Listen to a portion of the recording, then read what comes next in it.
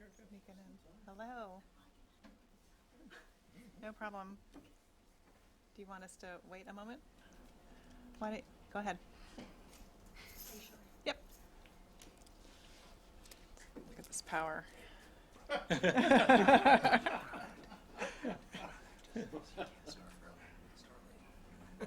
Man, we start when I say we start.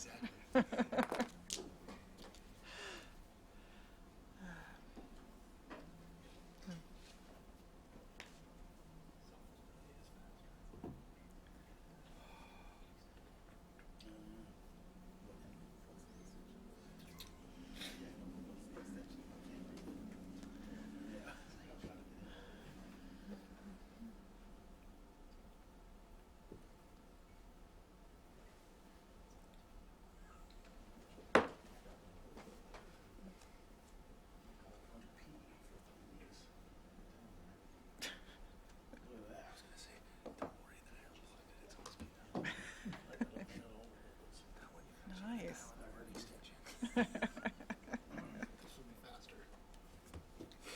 There's an issue in one at the back. I'm not waiting.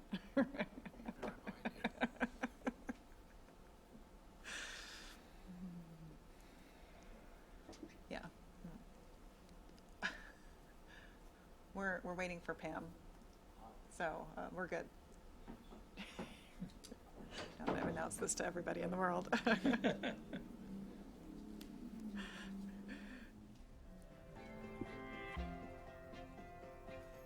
All right, excellent.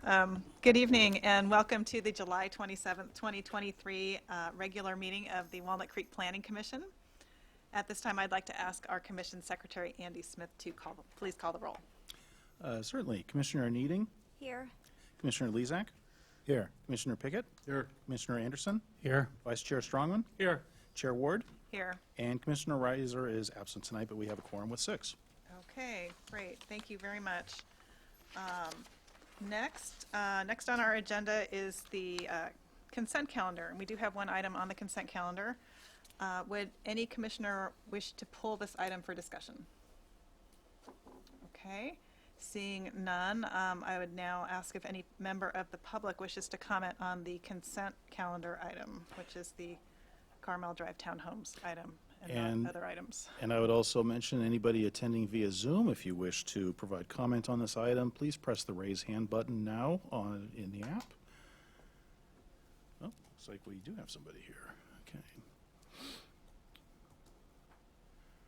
Be bringing in Campbell Ziegler.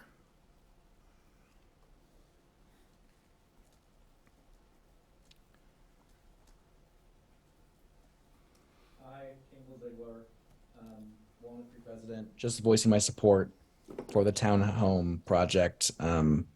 It's great to see the city. I mean, I know housing is a big problem in California, and so it's great to see Walnut Creek, improving its housing stock and working towards helping the issue.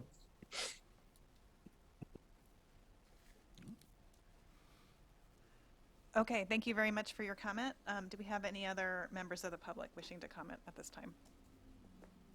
Not seeing anybody else raise their hand, and it doesn't look like there's anybody in the chamber. Okay, great, thank you. All right, so at this time, I'd entertain a motion to approve the consent calendar. So move. Thank you. Second.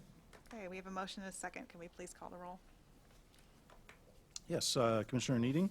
Yes. Commissioner Lezak? Yes. Commissioner Pickett? Yes. Commissioner Anderson? Yes. Vice Chair Strongman? Yes. And Chair Ward. Yes. Motion carries. Okay, thank you very much. Next, we have item 3, public communications. This portion of the meeting is reserved for items not on the agenda. Under the Brown Act, the Commission cannot act on items raised during public communications, but may respond briefly to statements made, questions posed, request clarifications, or refer the item to staff. So just to reiterate, this is the time for comments on things that are not on the agenda. So if you have something to say about our SB 9 ordinance, that's later. And also, I also would like to remind everybody that not all speech is protected and that we do not tolerate any sort of hate speech or other unlawful speech with regard to public communication. So that being said, do we have any members of the public who wish to comment on items not on the agenda? And again, I would note, if anybody who's attending via Zoom wishes to speak on an item not on the agenda, please press the raise hand button now. And I'm not seeing any hands go up. Okay, great. So with that, let's move on to our next item, which is item 4, public hearings. And we have one hearing scheduled for project. I am so sorry, Madam Chair. Actually, do have a speaker for public comment. They provided a speaker card. Oh, okay. And I just forgot about it. All I right, didn't well, see anybody get up. Let's please do that now then. This is Chris Palomo. I apologize for that. Good evening, Chair and Planning Commissioners. Thank you for allowing me to speak tonight. My name is Chris Palomo, and I'm a field representative for the NorCal Carpenters Union at a local 152, and we represent all Contra Costa County. I'd like to speak to you tonight about a few things that are very important to me and many of your constituents that live here in the city of Walnut Creek. So, yeah, I'll go over them. It's going to be labor standards, so whenever you're thinking about, approving projects and stuff like that, it is crucial that we elevate labor standards and ensure fairness for all workers involved in the building in this city of Walnut Creek.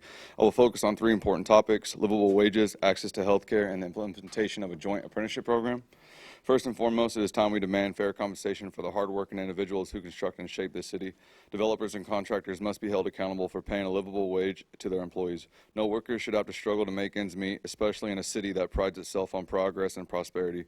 By setting and enforcing wage standards that reflect the cost of living, we can ensure that our workers have the financial stability that they deserve. Furthermore, access to health care should not be a luxury reserved to a fortunate few. Developers and contractors must be obligated to provide comprehensive health coverage to their employees. The physical well-being of our workforce directly impacts our productivity, morale, and overall quality of life. By guaranteeing health care benefits, we not only prioritize the welfare of our workforce, but also strengthen the entire community's health and resilience. Lastly, we must emphasize the importance of skill development and fostering to highly skilled workforce. A joint apprenticeship program which brings together industry experts and aspiring workers is a powerful tool in achieving this goal. By implementing such a program, developers and contractors can ensure that individuals entering the industry receive the necessary training and guidance. This apprenticeship program will not only provide valuable hands-on experience, but also open doors to long-term career opportunities. In conclusion, by elevating labor standards, ensuring livable wages, providing health care, and implementing a joint apprenticeship program, it'll lead to a more equitable and prosperous city. Not only will workers thrive, but the entire community will reap the benefits. When we prioritize fairness and accountability, we set a strong foundation for the future growth and success in the city of Walnut Creek. And I look forward to, if you guys ever have any questions, I can sit with every one of you, kind of go over what we see out there in the labor standards going on in your city. Thank you. Great. Thank you very much for your comments. Much appreciated. All right, anybody else in the chambers or online who would like to make public comment on an item not on the agenda? Andy, how we doing? There's no raised hands, and this time I don't think I'm forgetting anybody. I think you're doing great. All right, so then let's go to item 4, which is public hearings. And at this time, we'll start our hearing for the SB 9 ordinance, zoning ordinance amendment. The SB 9 study session here, and we're going to start with, see Andy, it's contagious now. We're going to start with the staff report, and Andy's going to do that for us, so take it away, Andy. Thanks. Share the screen here. Am I doing this right? All righty. Seems like every time I go to give a presentation up here, the technology has changed. So I'm actually here just to provide an introduction, and of course I left my notes over there.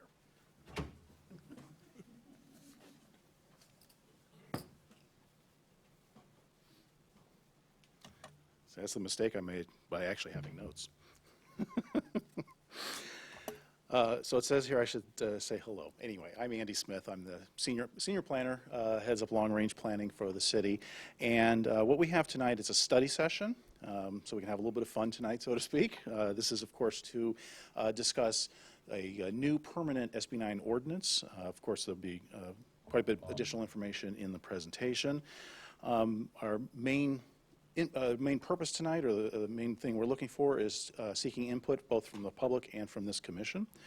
The order of things be a staff presentation, and then, of course, take questions from the commission if you have any. Then public comment, and then would turn over to the commission for deliberation. And what I would suggest you would consider is there are basically a number of subject areas that are spelled out in the staff report, section by section, and the order is also going to be followed in the presentation. And if the commission so pleases, you may wish to discuss each of those sections separate or independent, just one after the other, rather than trying to save up all of your comments on everything all at once. And really all we're looking for, hopefully, is a majority consensus for each of the items. Now, of course, there may not be consensus, and that's perfectly fine. But really, we're not. There's not going to be any. There's no resolution. There's no formal action being taken tonight. We're basically seeking input, and we'll be returning later in August with an actual draft ordinance that will have taken into account all of your input. So with that, actually, I'm going to turn it over to our consultant, Heather Coleman. Heather and I used to work together many years ago, and as it happens, she of course has many years of experience in planning and many years of experience writing zoning ordinances in particular, and in fact has also worked with one other Bay Area city on crafting their new permanent SB 9 ordinance as well. And you think, oh, only one. Well, actually, there's not a lot of cities that have permanent SB 9 ordinances as of yet. Most either have none or just very quickly adopted an urgency ordinance like we did because the state law was passed, leaving very little time to actually take action. Heather also, as you can probably tell by the fact that I used to work with her way back when, in a different jurisdiction, she also has public sector experience, which is actually really important because that means that she's, as we say in the industry, she's worked the counter. She's had counter duty, which means she's actually spent time, frontline time with the public, actually implementing zoning ordinance regulations, explaining them, reviewing permit applications and the like. And that's really an important bit of background to have for somebody who's actually drafting regulations because they'll have had that experience and that insight into basically writing rules that are actually usable and implementable and hopefully somewhat understandable, at least as zoning ordinance regulations go. So with that, I'm going to turn it over to Heather, and she will take you through SB 9 and what we're looking at tonight.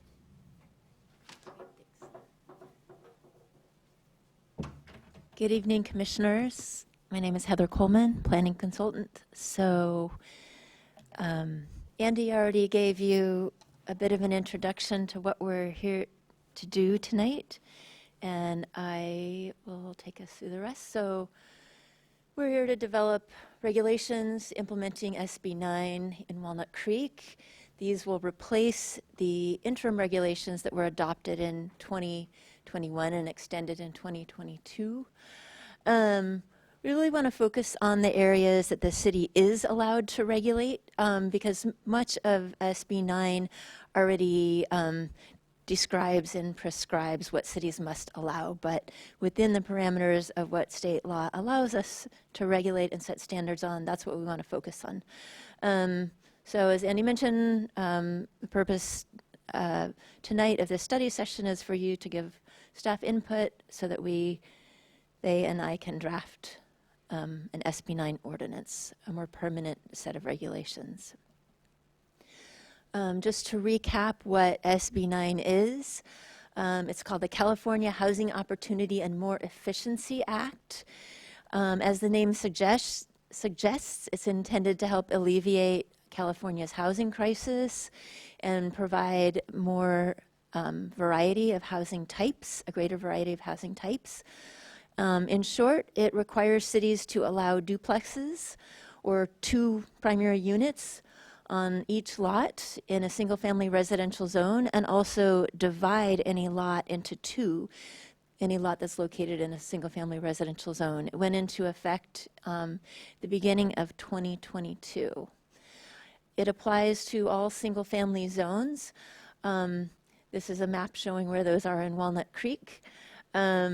And it's worth noting that 75% of the land, approximately 75% of the residentially zoned land area in Walnut Creek is zoned for single-family residential uses. There's some exceptions to, where SB 9 doesn't apply. They're listed here. A lot of them have to do with environmental constraints. An individual site also, SB 9 development cannot allow, involve the demolition of affordable housing or existing rental housing. Walnut Creek adopted an urgency ordinance in 2021 and extended it in 2022. This was right as SB 9 was about to go into effect.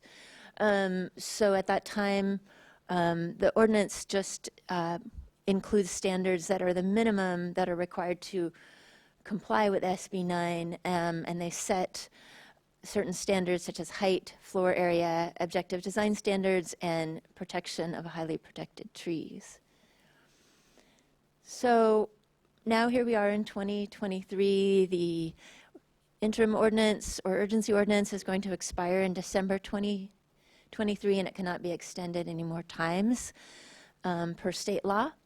The last year and a half since SB 9 went into effect has allowed a little more time for analysis. So staff has experience applying the SB 9 regulations and explaining them to counter customers and explaining to property owners what they can and can't do on their lots. So that informs what we're presenting tonight. Also, more other jurisdictions have adopted either interim or permanent SB 9 regulations, so we had a chance to compare what other jurisdictions have done. Furthermore, the sixth cycle housing element is an overarching policy document that is guiding this work. It's mentioned in the staff report that a number of goals relate to providing new housing. In particular, goal 8.8.1, or no, sorry, it's a H.1, H-1 talks about providing sufficient housing sites and encouraging the availability of housing types for all economic segments of the community. Another goal talks about facilitating affordable housing opportunities, particularly for Walnut Creek workers, first-time home buyers, and lower-income renters. The small-scale infill development that is associated with SB 9 it can provide affordable to moderate ownership and rental opportunities.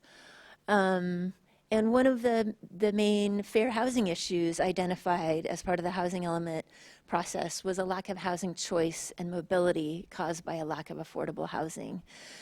And the implementation program for the housing element specifically mentions codifying SB 9 regulations and mentions considering allowing greater floor area. So there's a lot of policy guidance. So we're going to present a series of issues and options to you tonight, and some of them get into the nitty-gritty, but we'd like to draw your attention to this overarching question, which is, does Walnut Creek want an SB 9 ordinance that is on the more restrictive end of things?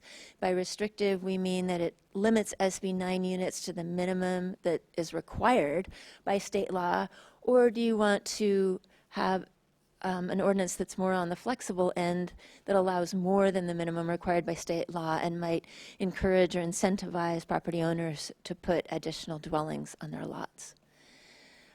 So before we get into the choice areas, it's worth mentioning some of the items or aspects of development that are already set and established by SB 9 that cities really cannot govern or regulate. So one of them is the number of units. So on an undivided lot, just a pre-existing single-family zoned lot, a person can develop two primary units that take the form of either a duplex or two separate single-family homes on a single property. And in addition to those two primary units, they can do as many accessory dwelling units or junior accessory dwelling units as are allowed by state law. On a divided lot, cities must allow them to have at least 2 units per lot. So that would be a total of 4 if you take the pre-existing lot. Comes out to 4. Setbacks are also established by state law, so cities can keep their normal front setbacks, but when it comes to a rear setback or an interior side setback, by which we mean where a lot abuts another lot, the maximum that cities can require for an SB 9 project is 4 feet, when there's an existing structure there, like for example, somebody has a detached garage sitting at the back of their lot and it's right on the property line, no setback can be required if somebody converts that into an SB9 unit, or if somebody constructs an SB9 unit to the same dimensions and in the same footprint, basically, as the existing structure. Another thing to keep in mind is cities have to allow at least 800 square foot, 800 square foot units per lot. And if there are any zoning standards, development standards, or design standards that would preclude 2 800 square foot units, those need to be waived to the extent that they would allow the 2 800 square foot units. Oh. Okay, there we go. So for each of these topics, I'll mention what state law says. So in the case of floor area, I just mentioned you have to allow at least 800 square feet or 2 800 square foot units per lot. And the interim ordinance, Walnut Creek said the maximum that you can do for an SB9 unit is 800 square feet. Other jurisdictions that we surveyed, most of them did not set a floor area limit, or if they did set one, it was something more moderate that was more similar to what they allowed for ADUs, such as 1,000 or 1,200 square feet. Some did not set a floor area limit. In that case, an SB9 unit, by which I mean like a 2-unit project, each unit, it could be as large as any single-family dwelling in the same district. And so basically, I've mentioned the 3 options that you see here as A, B, and C. And another idea that has come up is to allow the first primary dwelling on any lot to be any size, and then restrict the second one to either the 800 square feet you have now, or the something more moderate, more similar to the ADUs. Speaking of ADUs, on the next slide, this, for comparison purposes, this is what the city of Walnut Creek currently allows for accessory dwelling units. You can see that it varies based on lot size and how many bedrooms you have, but it ranges anywhere from 850 to 1,000 square feet. So one comment that staff, or one response that staff has gotten at the counter when people come in wanting to find out what they can do with their lots is, well, I can only do 800 square feet. There's not a lot of incentive to do that if you could build a larger accessory dwelling unit than you could an SB9 unit. So something to keep in mind. Building height. SB9 really doesn't say anything about building height, just that you need to make sure you allow 2 800 square foot units. The interim ordinance set a height limit of 16 feet, and that applies whether it's detached or attached to the main house or the first house.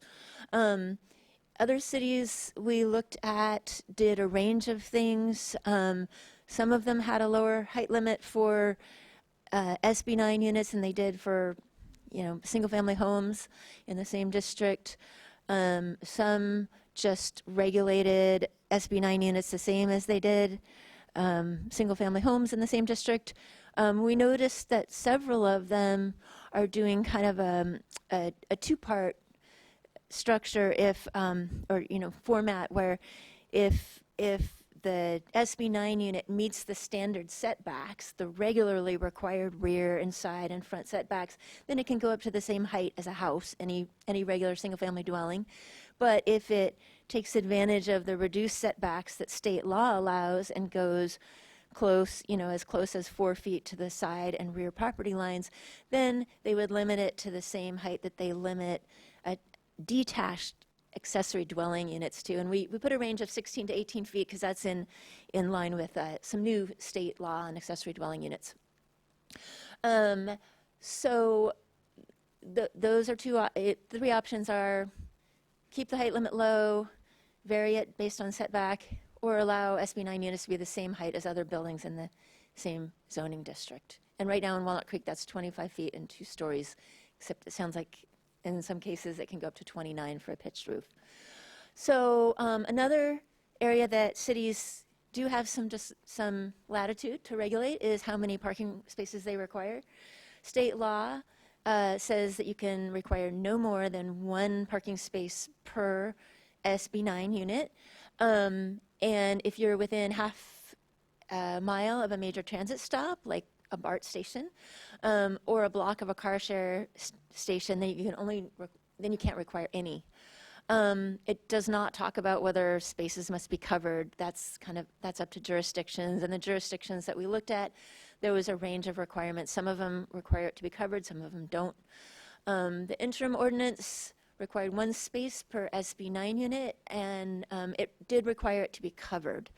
So some basic options that we're putting forward here are to keep the existing standard of one covered space, to continue to require one space but allow it to be uncovered, or to not require any off-street parking for SB9 units. So one jurisdiction that I've worked with, City of Alameda, they decided to eliminate parking maximums completely. So that is an option.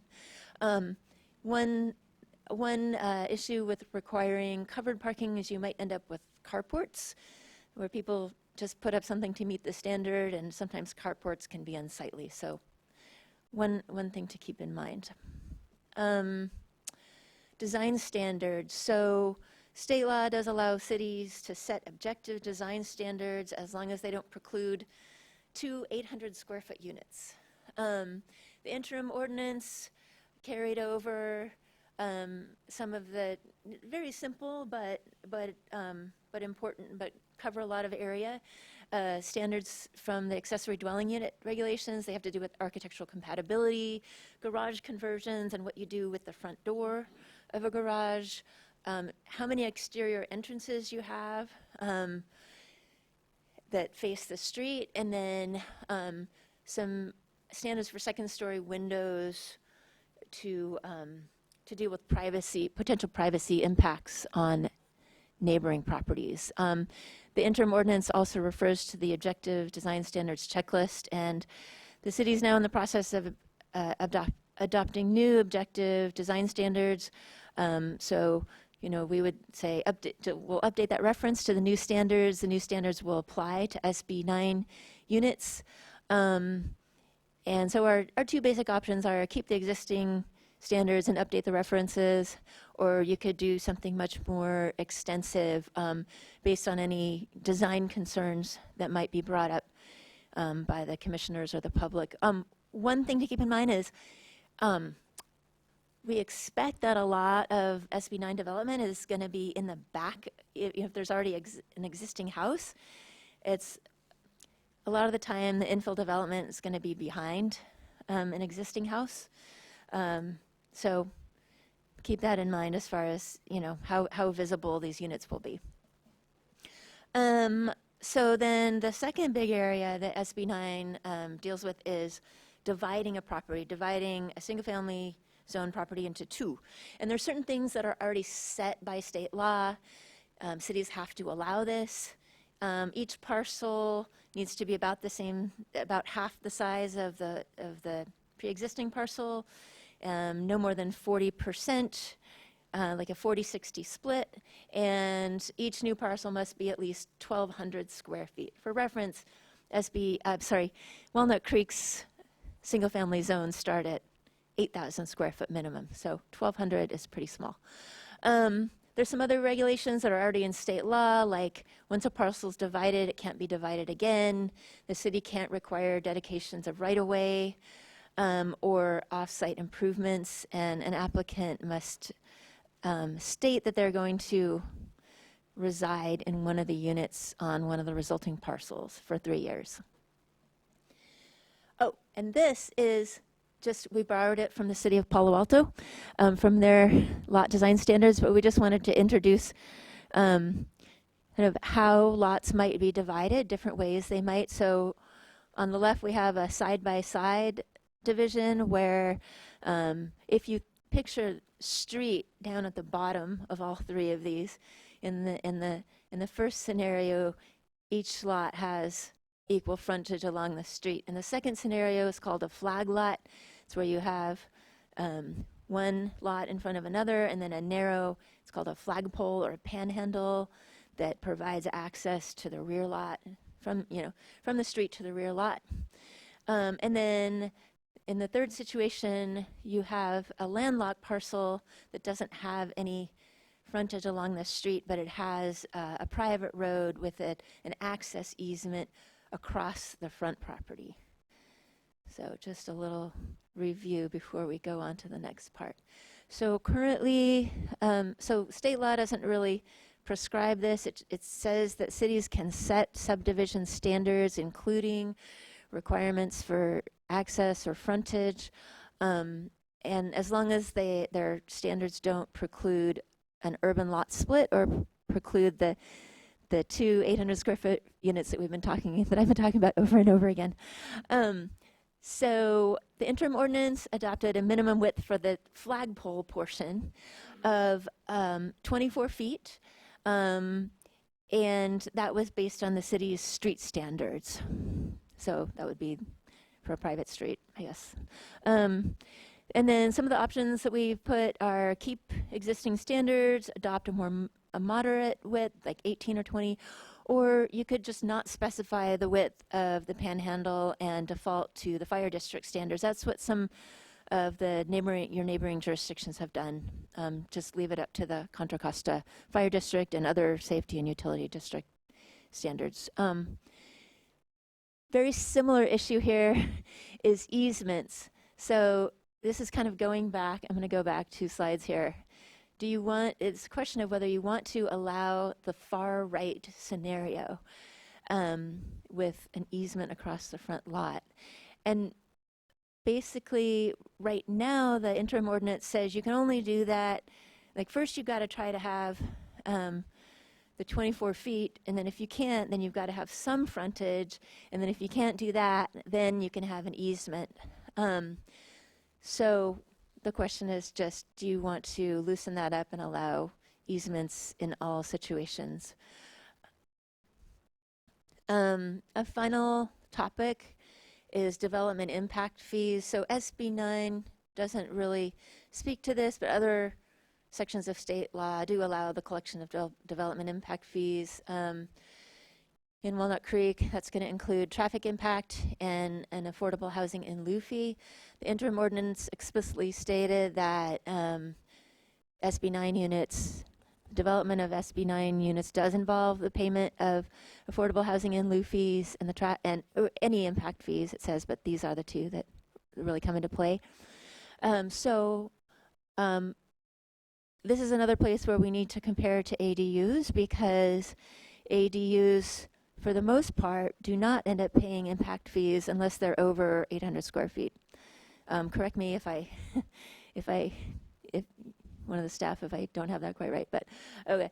So if somebody's thinking about doing a smaller unit, like 750 square feet, why would they do an SB 9 unit and pay the development impact fee if they could do an ADU and not pay the impact fees? So we're just thinking about incentives here.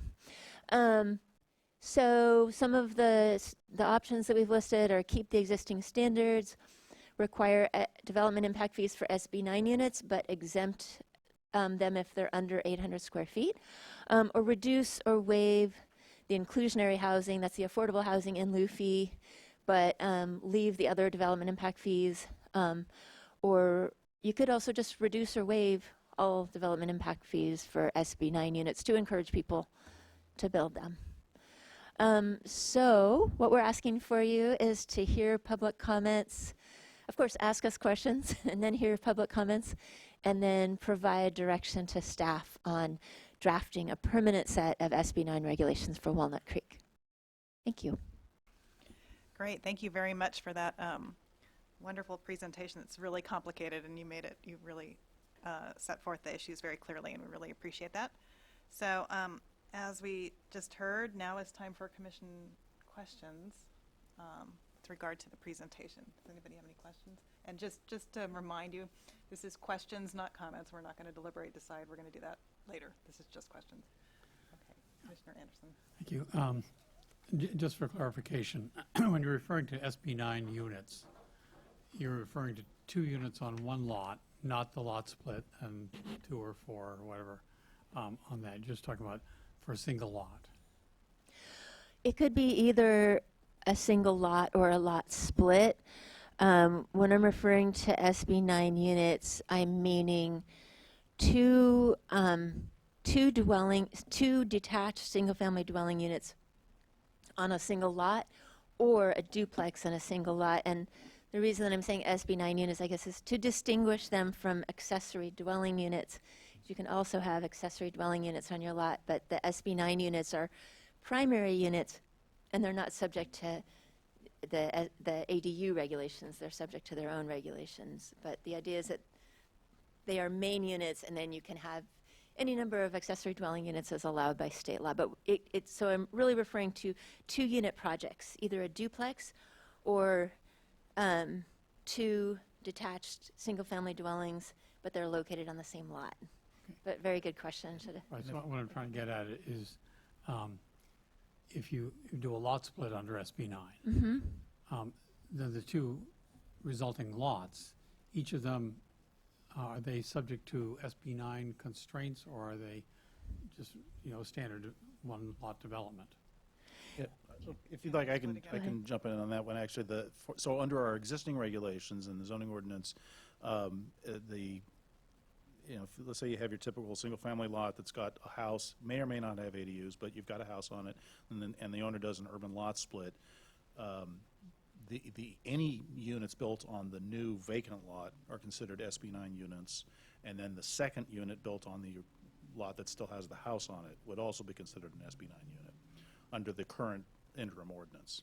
Which segues nicely to my next question, which is, you have a house and you have a lot, have a lot with a house on it, reversed. You have a house with a lot on it already. It's a 1,800, 2,000 square foot house. And then you decide under SB 9 to put a second unit there, not an ADU, but a second unit. I think you just said the second unit would be considered SB 9 unit.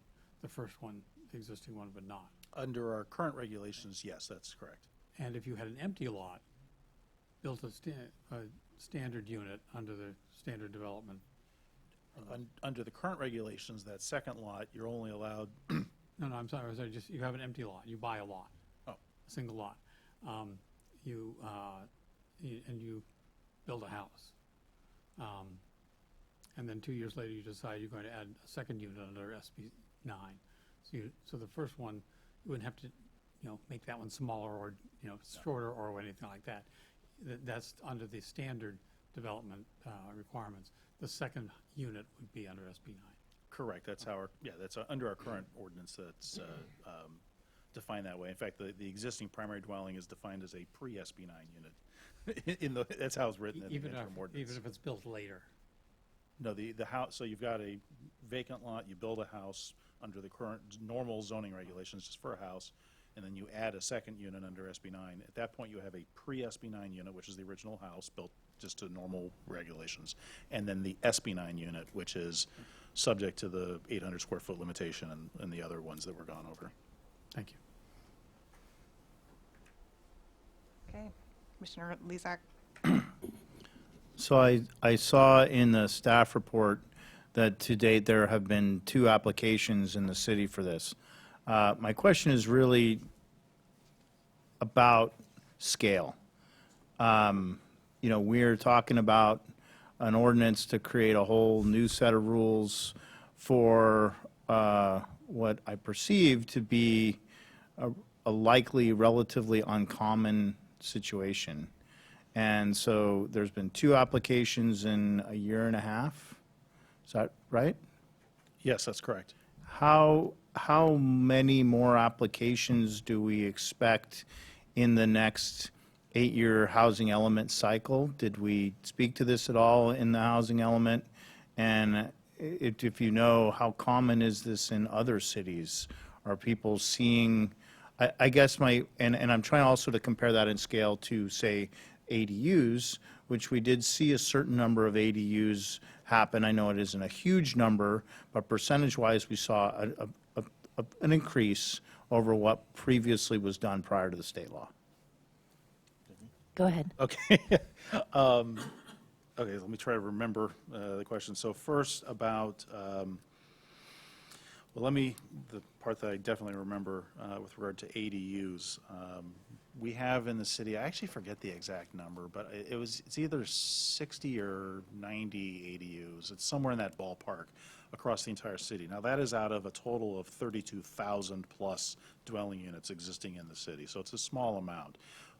There is a lot of interest. The rules have been loosened by the state repeatedly, and so the interest is going up and up and up. We're seeing about 15 a year now, give or take, but the number is going up. Of course, ADUs, they're exempt from a lot of the, in addition to zoning exemptions, they're exempt from a lot of fees, not just from the city.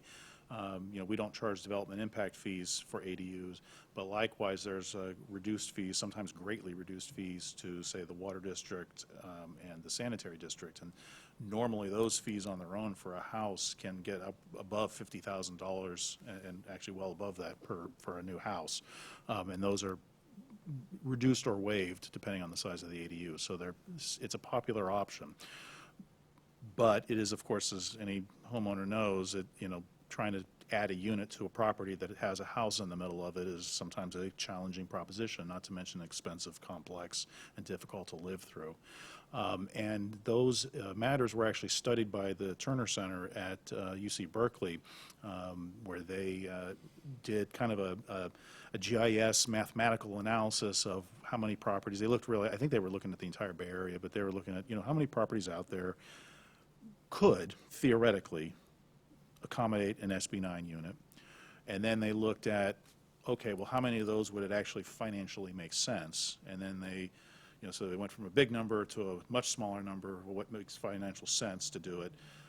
And then what would actually be expected just given, homeowner behaviors and the like. And the number just gets smaller and smaller to the point where SB9 likely wouldn't have a very outsized impact on cities. Occasionally, for somebody who's living right next door to one, they're going to see that there's another unit there. But at the citywide level, the number is been expected to be small, and we've seen it that way. And it's really not necessarily because of any actions on the part of the city. It's just the nature of construction being very expensive and difficult. And like I said, if you've got your house that's already in the middle of a lot, where are you going to fit in a second unit? It's can be challenging.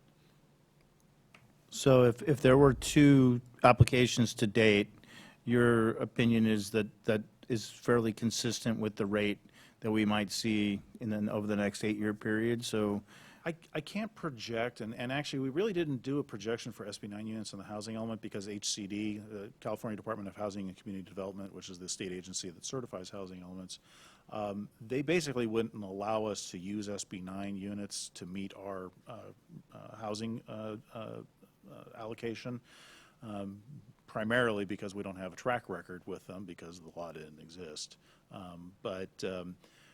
As Heather mentioned, we've received a lot. Of course, when SB9 was out in the news and it was a big thing, all of a sudden we did get a lot of inquiries. A lot of them were more just like, "Hey, is this even a possibility?" Just kind of like beginning to think. Most of the time, when they found out that they're limited to 800 square feet, it was kind of oh, never mind. How many of those people would have actually gone through all the way to construction if the floor area limit was larger? I would assume it'd probably be more than 2 units, but I couldn't really venture a guess as to how many more. Okay, thank you. So, just to wrap this up, it's a little bit at the moment of a tempest in a teapot. Like, this is not like a huge, we'll hear some comments from the public, but there's not a ton of demand, other than the ordinance is about to expire. There's not a ton of applications coming in that we're trying to respond to. That's correct. We've only had 2 applications, and only one's gotten as far as basically kind of being ready to issue a building permit, other than the fee. In fact, one of the written comments that was submitted and was attached with the staff report packet, the original staff report packet, is from that applicant speaking to the in lieu housing fees for inclusionary units.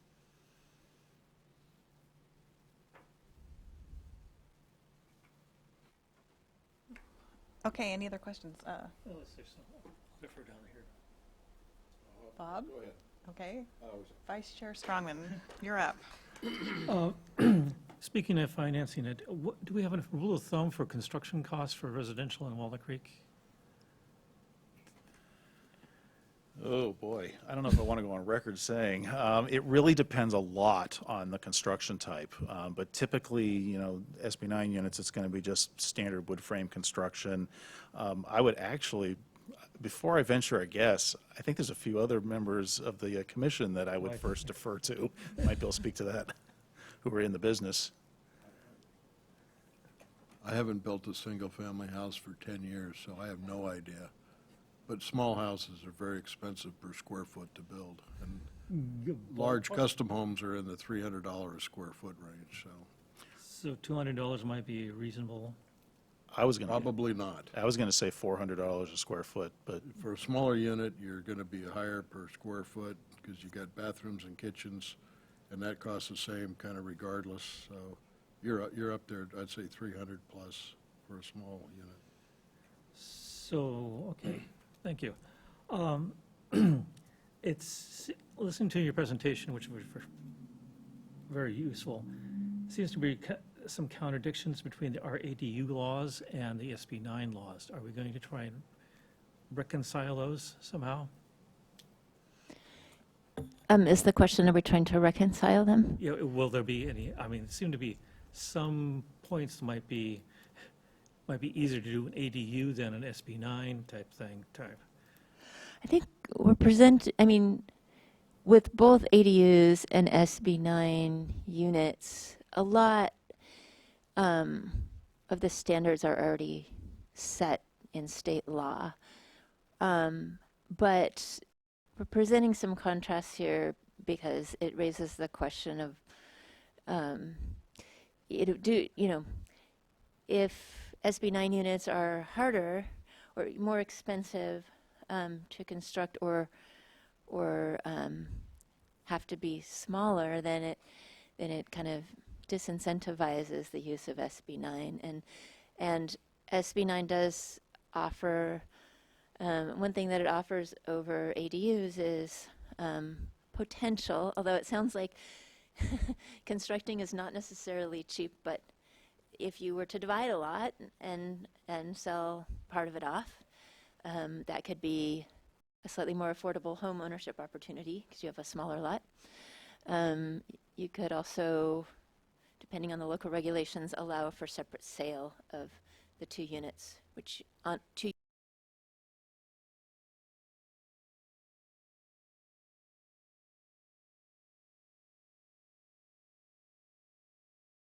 Floor area limits and height limits are areas, particularly floor area limits is an area where our city's SB 9 regulations do not match that of the ADU regulations. And so we've offered as potential options increasing the floor area limit of an SB 9 unit to match that of an ADU. Okay. One further final question. On the staff report, page 3, towards the bottom, they have about that requiring deed restrictions for affordable provisions recorded for 55 years. Are we trying to make sure that any SB 9 unit is affordable by deed restriction? So that's program H6G of our Right. adopted housing element. And it's for the city to consider allowing larger SB 9 units and then permit homeowners to develop both an ADU and JADU on the SB 9 urban lot splits, which would be beyond what we have to require or have to allow under state law, if the homeowner is willing to put the ADU and JADU under deed restriction to make them affordable units, just like an inclusionary unit, for example. But there's nothing in SB 9 itself that says we have to have deed restrictions. Correct. Thank you. Okay, Commissioner Pickett. Okay, one question, more than one question. First question. So it sounds like, and I would believe this is the case, SB 9 really is probably not going to be a significant factor in increasing our housing supply. Does that sound, based on the history of Walnut Creek with 2 applications and based on the fundamental geometry of a single-family house sitting in the middle of a lot and trees that exist and you can't encroach. Doesn't seem to me to be a big thing. And then, so that leads to the question, why do, I know we have this because somebody in the state thought we should have it. Who was that? Well, I'll take the heat of answering the question as to, you know, how much do we expect this to impact, if you will, the city of Walnut Creek. And I think your observation is correct. We're not really expecting a whole lot in the way of SB9 units. A certain, you know, again, within the citywide scope of having a total of 32,000 plus dwelling units in the city, about a third of which, a little more than a third of which are single-family homes. As far as, you know, who, what, and why in Sacramento, that I couldn't tell you. I don't remember who the author was of the bill, and I wouldn't want to speak to their motivations. I'll look into that. And I don't know if you're asking about also whether we need to have a local ordinance. No, I'm not asking. Okay. I know we have to. Actually, I do want to clarify that we don't have to have a local ordinance. If you don't adopt a local ordinance, it just defaults to the standards in state law. So cities have adopted ordinances so that they can have some control over certain standards for the development. But if you know, you could also just, as an option, you could let the interim ordinance expire and then you would just default to the standards in state law. But then you wouldn't be able to regulate the areas that we mentioned. So it's an option. So you mentioned, and I've heard this, I would like you to repeat the information on ownership, that if you do a lot split, the existing owner, the subdivider of the lot has to maintain ownership of one of the parcels, or can he sell both of them? All they have to do is sign an affidavit stating that they intend to live in one of the units on one of the lots as their primary residence for at least 3 years. They don't have to retain ownership of the lots. It's 3 years? Mm-hmm. So conceivably, somebody could do the lot split, sell off both lots, and rent back for 3 years, and then the new owner would take over. Okay. Mm-hmm. Or to be cynical about it, they could also just say that they've changed their intent, because the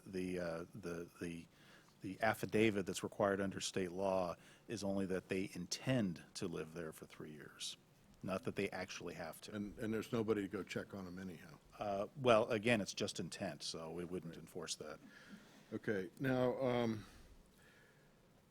you showed us some exhibits of potential lot configurations on a lot split scenario, and those looked like, I mean, there's no dimensions on those, and I think you said the smallest single-family lot we have in Walnut Creek is 8,000 square feet. Is that right? Of our base zoning districts, our R zones, the R8 is the second smallest with a 8,000 square foot minimum lot size. There's also the SFHPD1, which is a single-family high plan development district 1, which is a small district along Geary Avenue, basically, that allows, I think, down to like 3,200 square feet-ish. All right, so if we took an 8,000-foot lot, most of the existing 8,000-foot lots will satisfy or meet the standards of an 8,000-foot lot, would have minimum widths and depth requirements, so the majority of those small lots will have certain dimensions. Has anybody looked at our lot inventory and taken a look at how that would conceivably be subdivided? I mean, if you got a 60-foot wide lot, which I think is maybe the minimum on an 8,000 foot? I would have to That's look okay. that up. You don't have to answer that, but I'm just going through the concept of this. Has anybody looked at the reality of splitting lots that actually exist in the city of Walnut Creek with regards to homes that are on them? Is that as an urban lot split under SB 9 or Yes, just a? as an urban, okay, so we have an existing R8 zone. We have existing R8 lots, and those lots meet certain standards. And has anybody looked at what we get into if we're splitting those? Because that might have some bearing on how we want to apply some standards to those splits. Well, so SB 9 has a 1,200 square foot minimum lot area requirement. But also, when you're subdividing a lot of whatever size, it does state that you can't be more, it has to be roughly equal, so you can't be more off kilter than a 60-40% split. Yeah, so that's 3,200 and 4,800 square feet would be kind of the maximum range of what those two lots end up being. Correct. So if you have 38, I mean, I'm just going, I can't do the math in my head that quick anymore, but You're Melissa. doing it better than me. Anyhow, I just, to me, it's a fundamental of evaluation is how, when we're looking at how likely is it, and it has to do with what the existing inventory is, and I don't know if anybody's looked at that or not. We have not conducted a specific analysis of that. Interestingly, actually, the Turner Center did in that study that they spoke to, but that was, and actually, I think that study did take into effect building footprint of existing buildings based on GIS publicly available data that's sort of accurate. I will say that the lot dimensions are really not a concern, if you will, in terms of the subdividability, to make up a word, under SB 9. Really, I think what's more an issue, just speaking kind of real world, is the fact that all of these R8, R10, R12 lots, all, 99.99% of them have a house smack in the middle of it. And if you want to add another house, you can maybe shoehorn something into the backyard, or build something small, which is typically what we see in the case of ADUs, or tear down the house and start from scratch, but financially, that's not likely to make quite so much sense.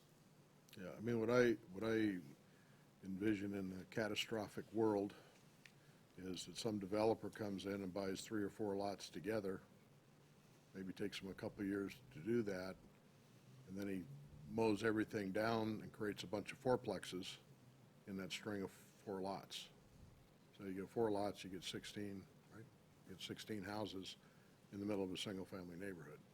And that to me is the future with SB 9, is this multiple assemblage of lots and, significant redevelopment of single-family neighborhoods. Now, again, we can't do anything about that, but I think when we're looking at our ordinances, I'll just say that for comments.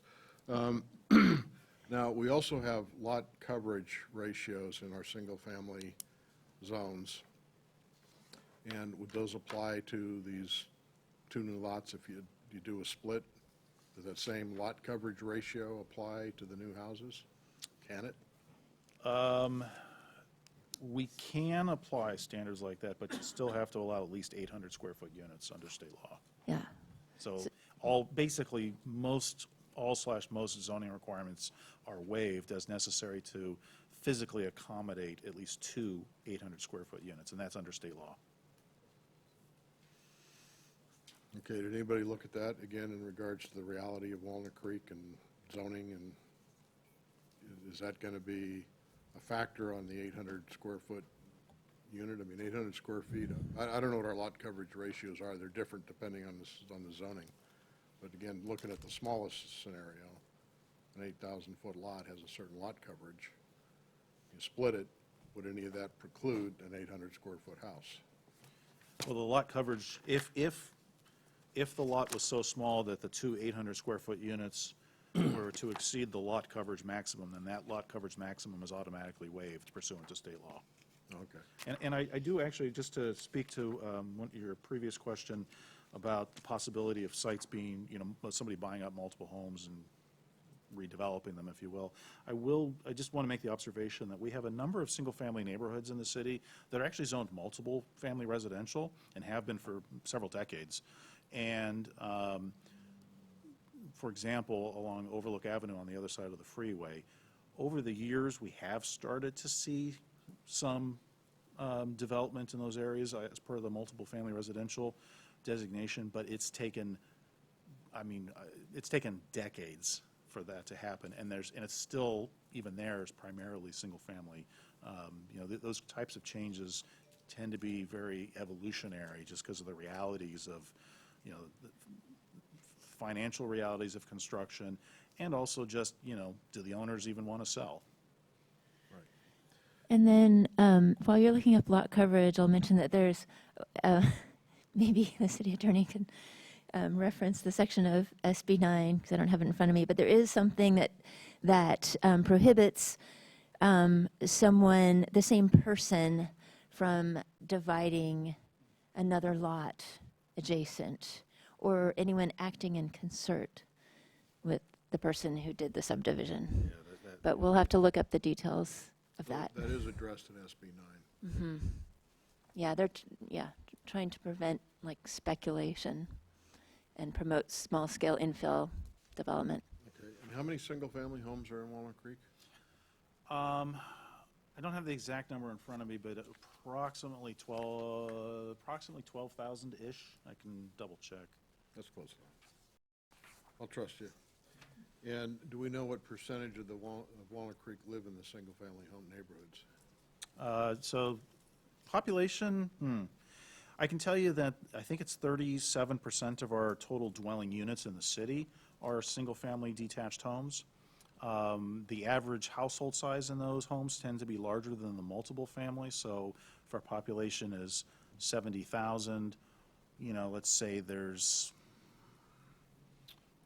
somewhere between 30 and 35,000 people living in single-family homes, if I had to guess. So about half the city? I'd say a little bit less than that. Maybe 40%. So SB 9 and its conditions affect over half our city directly, could affect half of our city population. By population, I would probably, I'd feel more comfortable saying about 40% of the population. Right. Now, there was a reference to major transit stations, and I know we talked about this briefly when we were looking at ADUs, and I've heard this. Is BART the only major transit station we have in Walnut Creek? I mean, they don't count major bus stops or anything, right? Or do They actually do. they do? But there has to be, if I remember correctly, there's multiple definitions of transit stops used in these various housing laws. And I think with this one, it's you have to have two intersecting routes that have they have to have a bus on each route at least every 15 minutes during peak hours or something like that. And that does not currently exist in Walnut Creek, I don't think, ever existed in Walnut Creek, and given the state of transit, at least in the nearer term, is probably not likely to happen in Walnut Creek anytime soon. Okay, so currently our only major transit The two BART station stations. is BART, Yes, that's correct. okay? I think that's all my questions, thank you. Great. Do we have any other commissioner questions? Okay, great, thank you. So now it is time to open our public hearing. We have no applicant, so we are going to go straight to public comment. I see there's someone with a hand raised, but there are also people in the chamber, so do we have, I already have a speaker card for Douglas Witt. all right, come on up.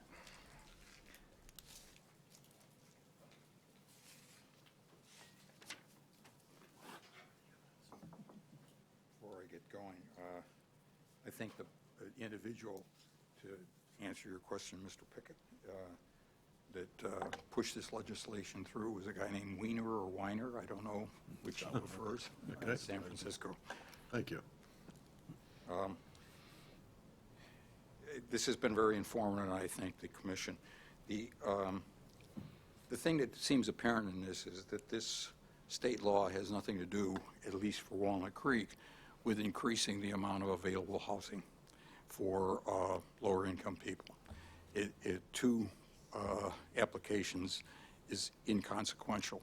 And I would encourage the commission and the city to focus not so much on the global aspect of this, but on the issue of what happens to that one individual who is next to the one of these units, because that can be very disturbing. Consider the case of a possible 25-foot limit on height, 4 feet from your house.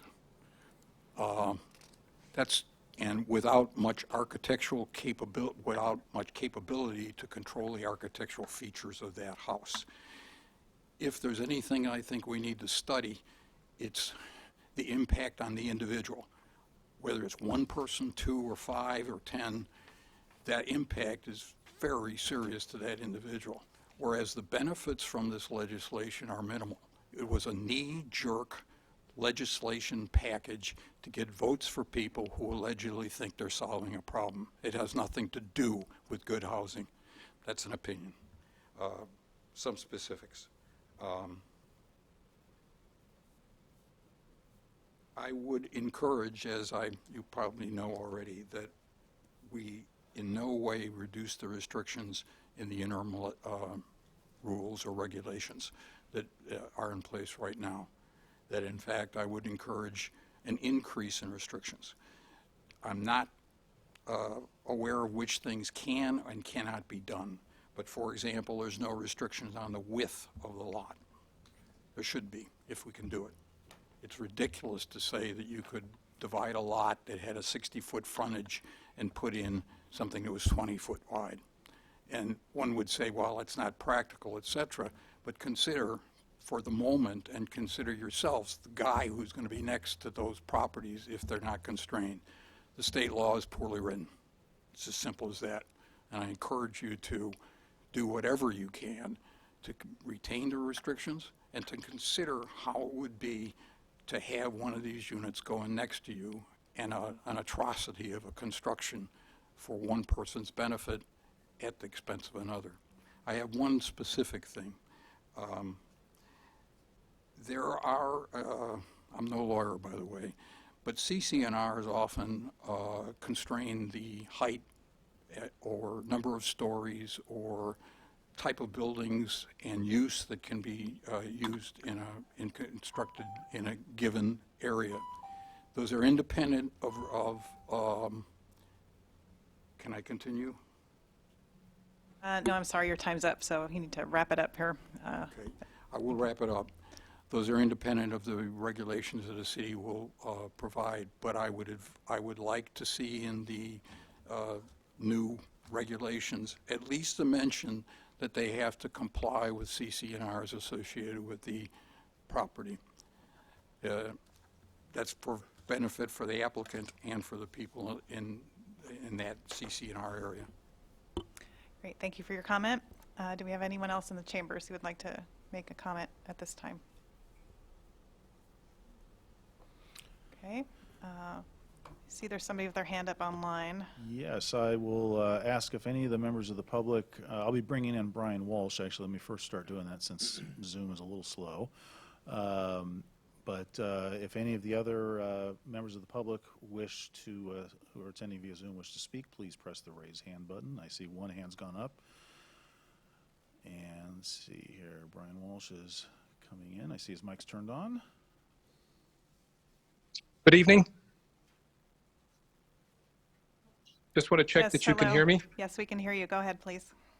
Okay, thank you. First of all, I'd like to thank the commission and the staff of the city for putting together all this information. I know it's rather extensive.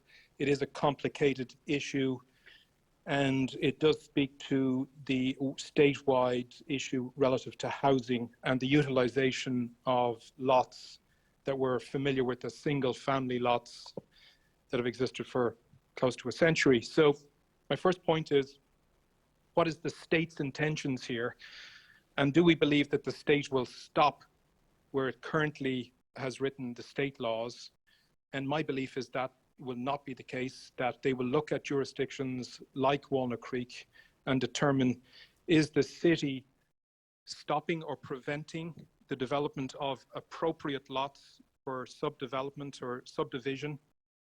And will they amend the law to force our jurisdictions to adopt a more lax or more relaxed ordinance? So what I would say to the commission is, the reality is that there's quite a number of lots in Walnut Creek that would be suitable for SB9 subdivision.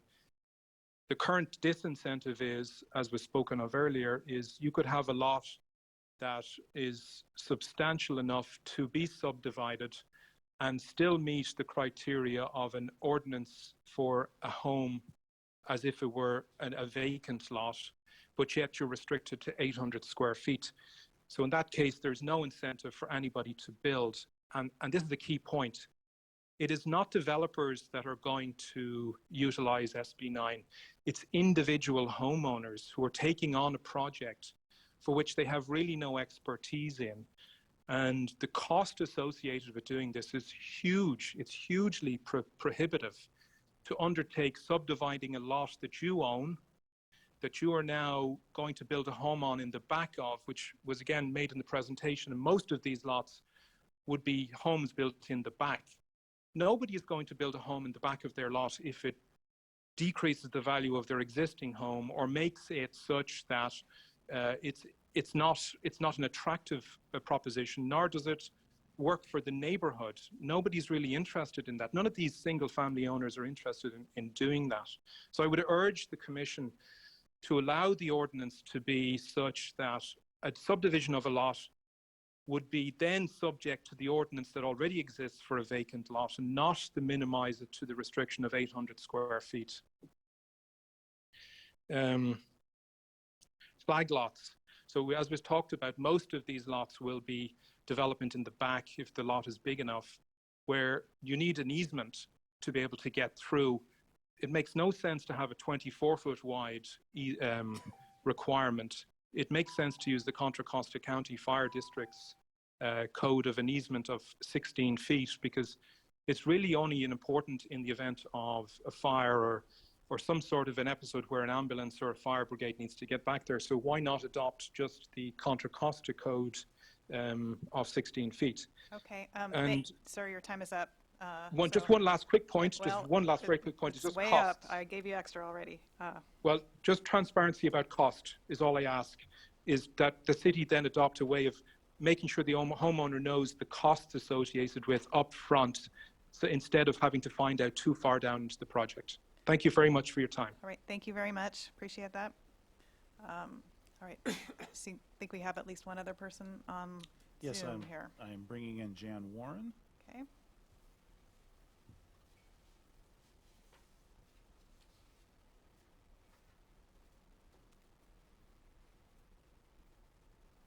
And it looks like Jan has been We li- brought we- in, but her microphone is muted at the moment. Okay, Jan, can you please unmute yourself so we can hear you? Got it, sorry. All right, great, thank you. Here we go. Okay, All right. sorry about that. Anyhow, I realize this isn't going to solve our housing problem. However, we need all we can get, and I do think we ought to proceed with updating the ordinance. And I think we ought to make it as flexible as we possibly can. The gentleman who sent the letter with the 2 small lots and so forth and the in lieu fees, I don't know how many vacant lots we have, as opposed to people living on them with a house in the middle, but we must have some. And so, I originally wanted to restrict it, bring it up to 1,000 and then not necessarily just open it up at the end. But, it's hard to know. I just think we ought to make everything as viable as possible to make it work for people. Some people would love to have their children live close to them, and they might have money. I don't know. And yet there's no, home here. There's not a lot, close to them that they can afford. So for some people, I think it could work, and certainly we need to give it a try, and for the most part, just make it flexible is I think the most general comment I would make, rather than y'all went kind of the middle road, and that's pretty good. And I agree with the gentleman who just spoke about the fire zone. I mean, looking in my neighborhood, we put in some nice ADUs in our neighborhood, but we don't have enough easement. And I'm on a corner, and I love my trees, so I'm not going to be doing anything. But there are people out there that, let's open it up and let's show that we're trying. And if it benefits folks, it's worth the effort. So thank you for all the work. Thank you very much for your comment. Okay, Andy, how we doing? Turn on my microphone here. So we do have one additional attendee via Zoom. I would ask if they're interested in speaking to please press the raise hand button. Looks like they're just watching instead, so they haven't raised their hand. Okay, that's great. Is there anyone else in the chambers who would like to speak? All right, come on up.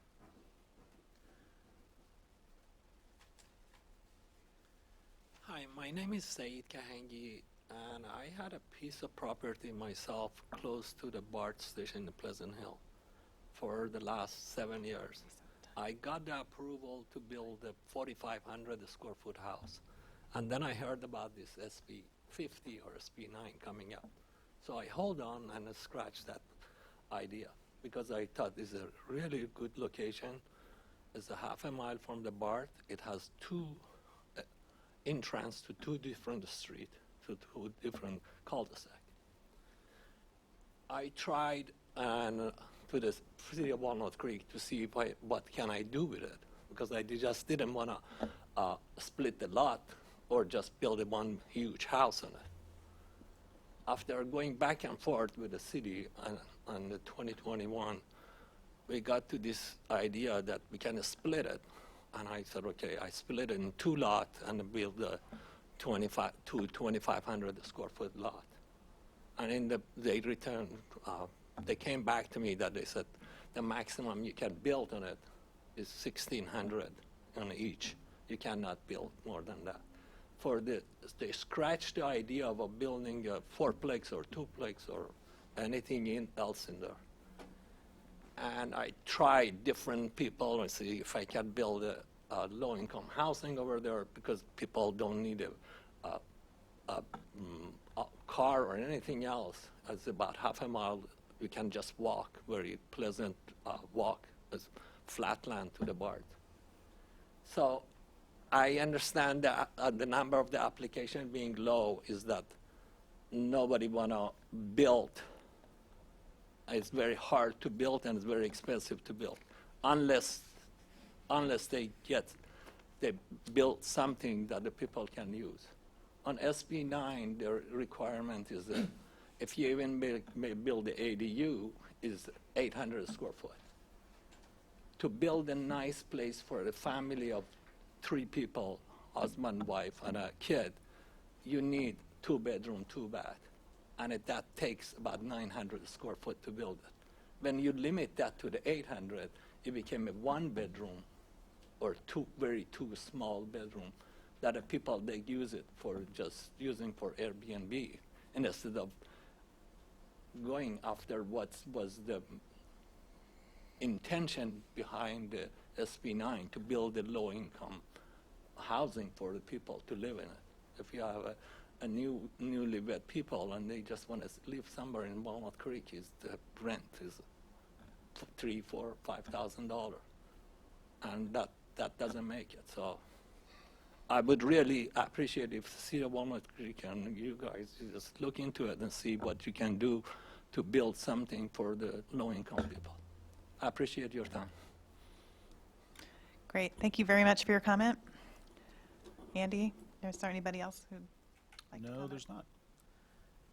Okay. Well, thank you all for the comments. And so we're going to close the public hearing at this point. And now it's the time when we go back to the commission for comments, questions, deliberation, and the like. And it seems like we have some slides that could help guide this conversation. So if we could use those to direct us, I think that would be very helpful, because they're already set up and ready to go. Or maybe that's optimistic, but it's the tech. The tech always gets us. There they are. Okay. So we've already heard public comments, and now it's time to provide direction. So if we can go back, and I'm not sure if we're going back to our 2-unit issues or back to the overall approach and then to the 2 issues. So I'm not sure what. Would you like to go to the overall approach?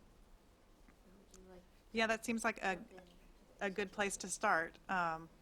So this is kind of a philosophical question for us, and I don't know whether I don't think it doesn't really lend itself to an easy vote, or these are all kind of straw polls and comments that we're making today. Is that what I'm looking at here? Okay.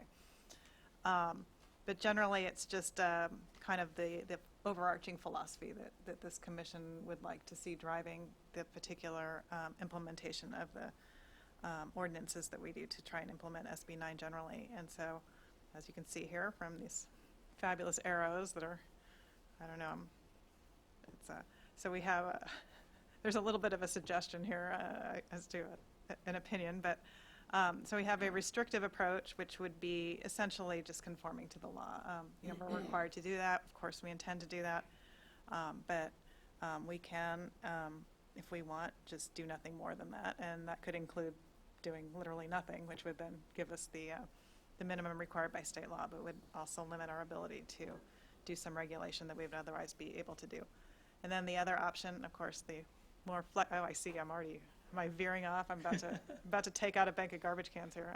All right, the flexible approach, allowing more than the minimum. We've been given a number of suggestions, so.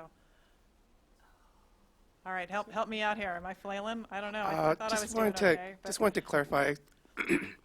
Sung Kwan, Assistant Director of Community Development. In the adopted housing element, there is a program that says that the city will adopt a permanent SB 9 ordinance. So I just wanted to make that clear that the city is already committed all right. to do this. The do nothing approach is off the table, people. Yes. Well, we were never going to do that anyway, so. So may I ask you a question, Madam Chair? Go Are ahead. you looking for kind of a vote for this I think- particular question now? Yeah, and then so we'll I move think on? what staff would like is for us to make any comments we have with regard to these two approaches, and then if we can come to some sort of either consensus vote or just some sort of direction, either to say we're divided on this issue, we have, most of us think one way or another, or, just some sort of feedback in terms of this, so. And I think it's smart to start with a philosophical beginning. Actually, If it Pam- pleases the chair, I had just a suggestion that as we go through and respond with comments, I think that the staff has made a very good staff report. And there's a couple of high-level sections in here that speak to floor area ratio, building height, et cetera. Probably those three or, I guess, probably 4 or 5 different items. So that in addition to this overall approach that you've identified, maybe each of us in turn could speak to each of those specific points, just so that way as we run the line here, that each of those comments kind of come out, and then we could probably try to pull together, what kind of consensus we might make or not, but in that way the staff would, in a concise way, receive our comments if Right, you. so that was my intent, to go through each of the slides on the categories that we were doing. Do you think we should not start with the overall philosophy, or are you saying? we should No, do the specifics first and then go I back to it? just was thinking that rather than go through each slide and having 6 of us speak on each item through the time, we might just each speak on each of those items, those 5 or 6 items, instead of each of us speaking 5 times on each item. Oh, okay. Again, you are the all right, chair, and it's up to you to I- decide how you would like to approach this, so. I think it'll be easier to hold the items in our heads and in our discussion if we go one item at a time, and they have been separated out pretty nicely by staff, so I think that's what we're going to do. So, there you go. So let's discuss the overall approach first. I do appreciate the comments, because I love discussion about process. It's always important to establish that first. But let's think about whether we want to really adhere to the statutory requirements that have been handed to us, or whether we want to go beyond that and have some flexibility or some, not deviation from it, of course, but just some customization perhaps to our community. And I saw Pam Needing had her hand up, so we can start with you. if you'd Oh, like. yes. I don't know if this is a flexible or restrictive, but I think there should be some changes to the current interim ordinance. Does that mean it's flexible? Sure. Unsure. Okay. Conjecture, but All right, and you'll tell us about these specifics when we get to those categories, is that? yes, I'm gonna wait till we get to that specific slide about width and Okay, the way you want, right? yes. Okay. But so you have no opinion generally about the philosophy that we're going to do, or you're veering towards the flexible because you want to, that's kind of the idea I'm hearing from you? My thought is that objective standards usually help clarify, especially should it be normal homeowners applying SB 9 and not developers. if you're not a developer, having very clear cut, this is what I need to do to get where I need to go, and I don't need to be a developer or have a real estate license, to me, that seems like the best way to go, and then there's no gray area. Okay, great. Madam Chair, if I may, if it'll help the conversation, I think it's worth pointing out that our existing interim ordinance is basically about as strict as possible under state law. And so, you know, to deviate from that would most likely be more in the flexible direction, because there's not much more that we can do to really kind of ratchet it down further. Okay, that is very helpful. Would anyone else like to make an overall philosophical comment with regard to our overall approach? I'll jump in and say the current ordinance is very restrictive, and I think there'd be a little bit more flexibility on that, not open the floodgates, but less restrictive. Okay, great. And Commissioner Anderson? Yeah, I've been thinking about this a little bit longer than others since some time ago when my son was starting to move back in. We looked at an ADU as an alternative, to keep him out of the house at least. And we have, I suspect it's probably kind of typical 8,000 square foot lot with a house in the middle of it. And what we learned was that if we wanted to build anything more than about 300 square feet, it was going to pretty much destroy the whole situation. So I don't think that with those typical lots, you're going to get more than a couple a year, if that, coming into these things. On the other hand, there's a certain percentage, I don't know what it is, that are more than that. They're 12,000 square feet or half an acre, maybe some larger than that. And that's where I think, you know, something useful could happen as far as providing additional locations for homes, additional, perhaps smaller than the typical homes in those areas. And in those, with larger lots where this, I think, actually has the potential, it makes more sense to me to allow for a larger unit, to allow for, you know, more flexibility in how those things are arranged. So rather than kind of focusing on the smaller or the typical lots in town, which I think are not, as was pointed out by a couple of the speakers, not really going to accomplish much, to really focus more on when you do have the room to do something useful, how can you go about it to actually provide, you know, a two-bedroom, for example, or smaller unit in those places. So I would go for a flexible approach. Great, thank you. Anybody else? Bob? Yeah, I think, you know, SB 9 is kind of a misguided attempt to solve our housing problem. It's not a solution to the housing problem, and I think, as was mentioned by one of our speakers, we really should be focusing on the impacts to our single-family neighborhoods and to the individuals that are adjacent to a lot that might be subdivided. You know, there's an overarching concept in our general plan about, you know, preserving and protecting neighborhoods, and I did talk to Andy about this. The words, those exact words are not in there, but if you there's a lot of, and I'm not going to go cite all of them, but there's a lot of comments in our general plan that refer to our single-family neighborhoods and maintaining them, and I think this is contradictory to that. As a result, I think in respect to the residents of Walnut Creek who have a property, they bought a single-family home, to do this is taking that away from them, and I think that our efforts ought to be to protect those people from a, you know, draconian state law. I think that our current interim ordinance, you're probably figuring out I'm on the restrictive side, right? I have to use that word.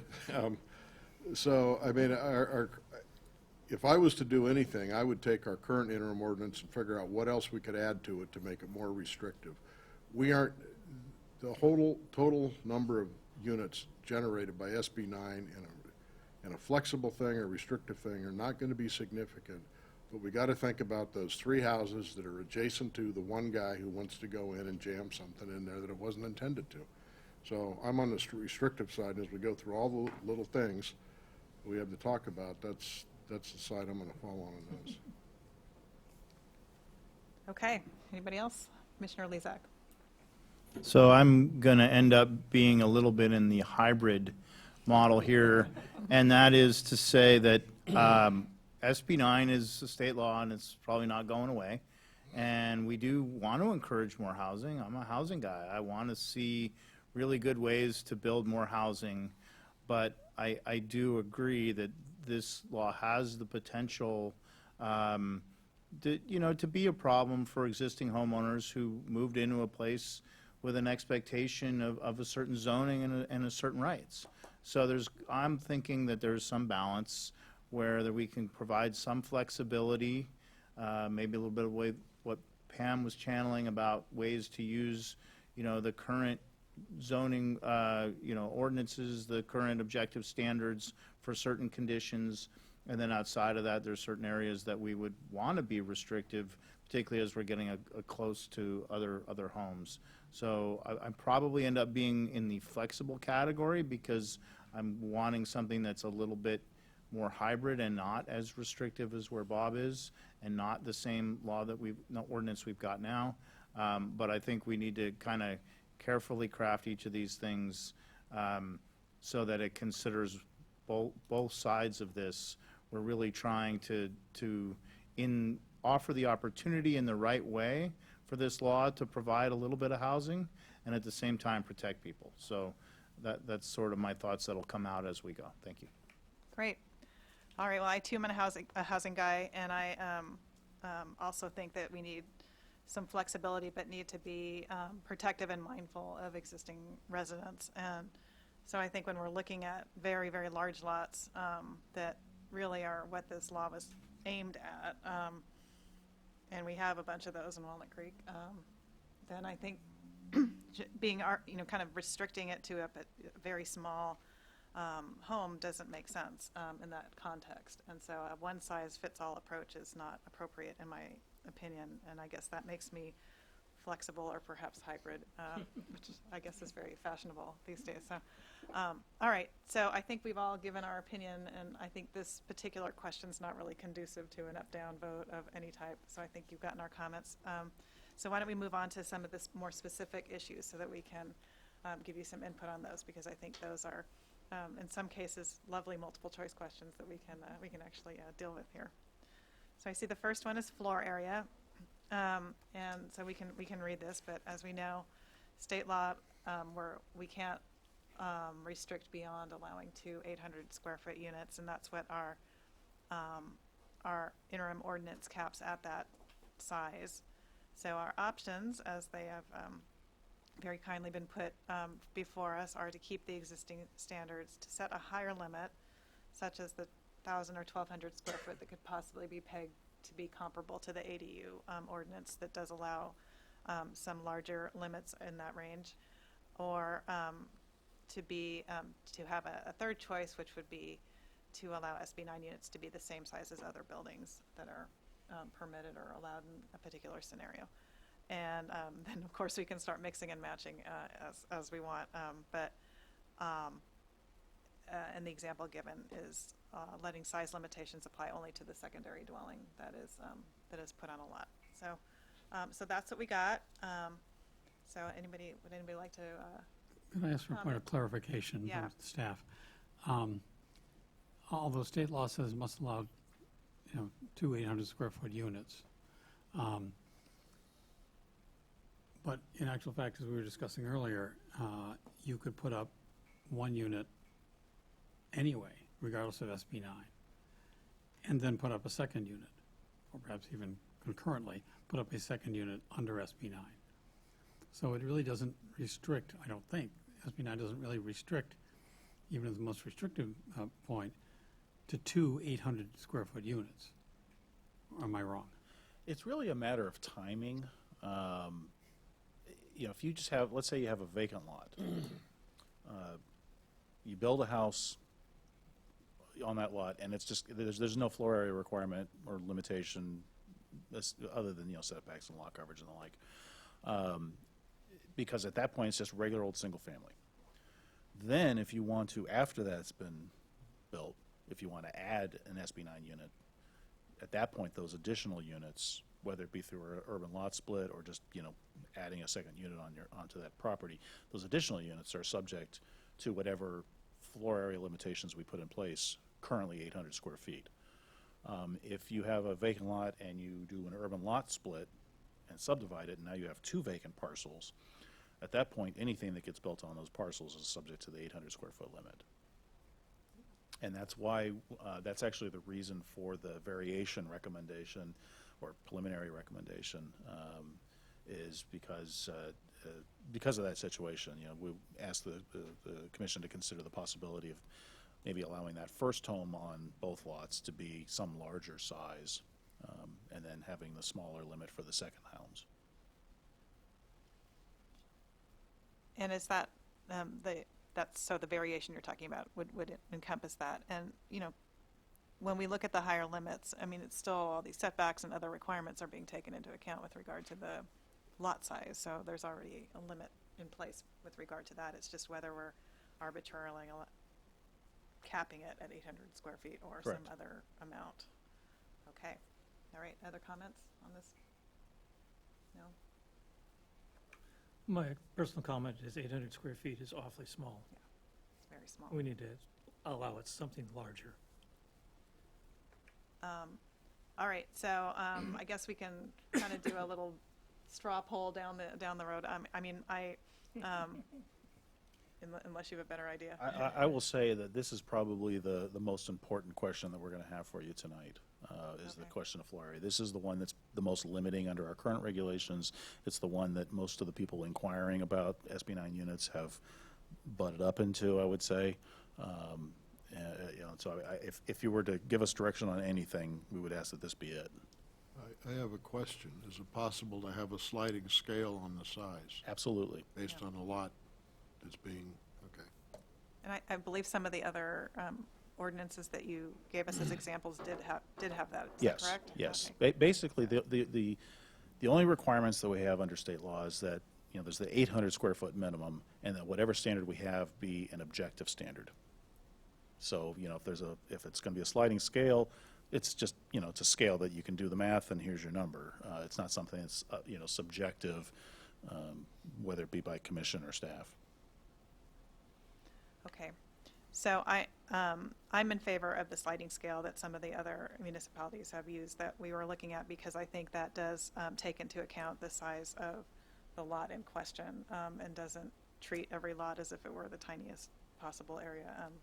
And I'm very mindful of people next door, but I think that sliding scale could take that into account. So, okay. Well, let me throw a little complexity into it, just Yes, please. for fun.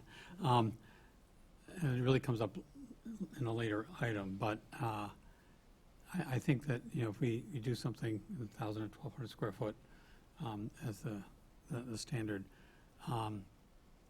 one of the problems with the 800 square foot or anything smaller is the fees, because you're already just way over your budget as soon as you pay the fees. But I think when we get there, some arrangement where if it is 800 square feet or less, then, you forgive the fees as you would with an ADU. It makes a lot of sense. We don't have to competing with each other. And that maybe you exempt the larger ones only from the inclusionary fee. Right. Simply because you are actually providing more affordable housing than you would otherwise. So I think with that kind of consideration as well as to how the fees work out, I would say go for a larger one. As I say, simply because on your typical smaller lots, it's really going to be very difficult for many people to be able to fit much onto the lot.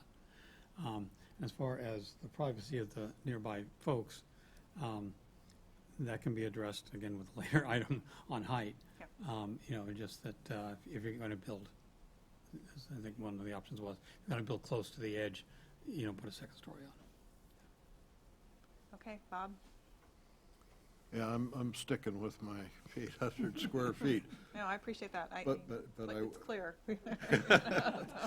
You're going to hear me say that every time. But I am open-minded about a sliding scale, and we'll see what comes back. And I did some quick math. An 800 square foot unit on an 8,000 square foot lot is obviously 10%. I don't think it should be 10% across the board. You get a 20,000 foot lot, you're putting a 2,000 foot second unit on there. So Right. I think if we do consider a sliding scale, it needs to be conservative as it ratchets up with the lot size. But 800 square feet, but open mind here. So I think it's important to not try to deviate just because of this from the general zoning standards of all of these districts. Like, we all have these standards, they're in place, they're consistent for all the folks who live there, and they're things that, if I'm looking at that, I have an expectation that that's going to be in my neighborhood, and if I'm going to design even under this law, I think that should still be the overarching guideline, is the existing zoning standards. That would mean lot coverage, that would mean setbacks, all of the above. And within that framework, I would say that we should allow these units to be the same size as any other building. And what I mean by that is that if you're going to build 2 of these and you can fit on the configuration of your lot 2 1,500 square foot homes and meet all of the lot coverage requirements and meet the setback requirements and et cetera, then I think the flexibility should allow that, without dictating that one can only be this and one could. I think that that's just should be allowed. And that what you probably find is that if you build one of them bigger, at some point one of them is going to end up being the 800, is going to then be less than 800 from a lot coverage perspective, and then they're going to play you have to let me play 800 square feet because that's the law, and then you're back to Bob's 800 square foot unit. But you give them the choice, the flexibility, by allowing them to do it as long as they're still within the box of the zoning. And where I would be protective of folks who want to be outside of the box of that gets into some of these other things when we get to building height and some of these other standards, which we'll talk about. But at least within floor area, I'm kind of sticking to there isn't a limitation as long as you're within the box of the zoning standard. Great. Tam? I've been looking at the floor area, but in conjunction with height and maximum lot coverage. So it's kind of a math exercise if you just bear with me for a second. So first of all, I was taking a look at what are the typical sizes we have. We have R8, R10, R12. I was thinking if we use the maximum lot coverage, right, for R8, let's just say that 8,000 square foot lot is typically an 80 by 100. And the zoning code actually requires that the minimum width is 75 feet. But for now, let's just call it 80 by 100. So if you do that and you say, okay, I'm going to do 40% to the other house, right? So that's your 3,200 square foot lot. That 3,200 square foot lot, if you do 40% coverage, that's roughly a 1,280 square foot house. And we build a lot of single family detached affordable housing, and what we do is the size of the house is, to be comfortable on the first floor, is typically 25 feet. You don't want to go anything that's smaller than 25 feet in width, and then it's 50 feet deep. And guess what that amounts to? Pretty much the 1,280. So then I was thinking to myself, okay, Bob, right? What if we go back to a smaller lot? So then you work backwards and say, okay, what about an 800 square foot? If we're talking about a sliding scale, so I did backwards. I said 800, the 40%, and then I backtracked it to the original. So that would be hopefully everyone's following me. So say that we had a 5,000 square foot lot, which by the way, 8,000 square foot lots are big. So now I'm thinking Dublin, huge population there. They're going like crazy, and they have those typical 5,000 square foot lots, so the 50 by 100. So if you do that, 5,000, you apply your same lot coverage. So you apply the 40%. So I split it 40%. In that 40% lot, I do 40% lot coverage. Bob, you get your 800 square foot lot. So it's that same sliding scale, already using the maximum lot coverage of the smallest here, which is the R8 at 40%. Because what I want to make sure to do is not have something that frankly just no one is going to want to build. Because I feel like if you had an 8,000 square foot lot, maybe a 1,200, or in this case 1,280 square foot house may not feel as congested as if, then if you had like a 5,000 square foot lot, which is also a very standard.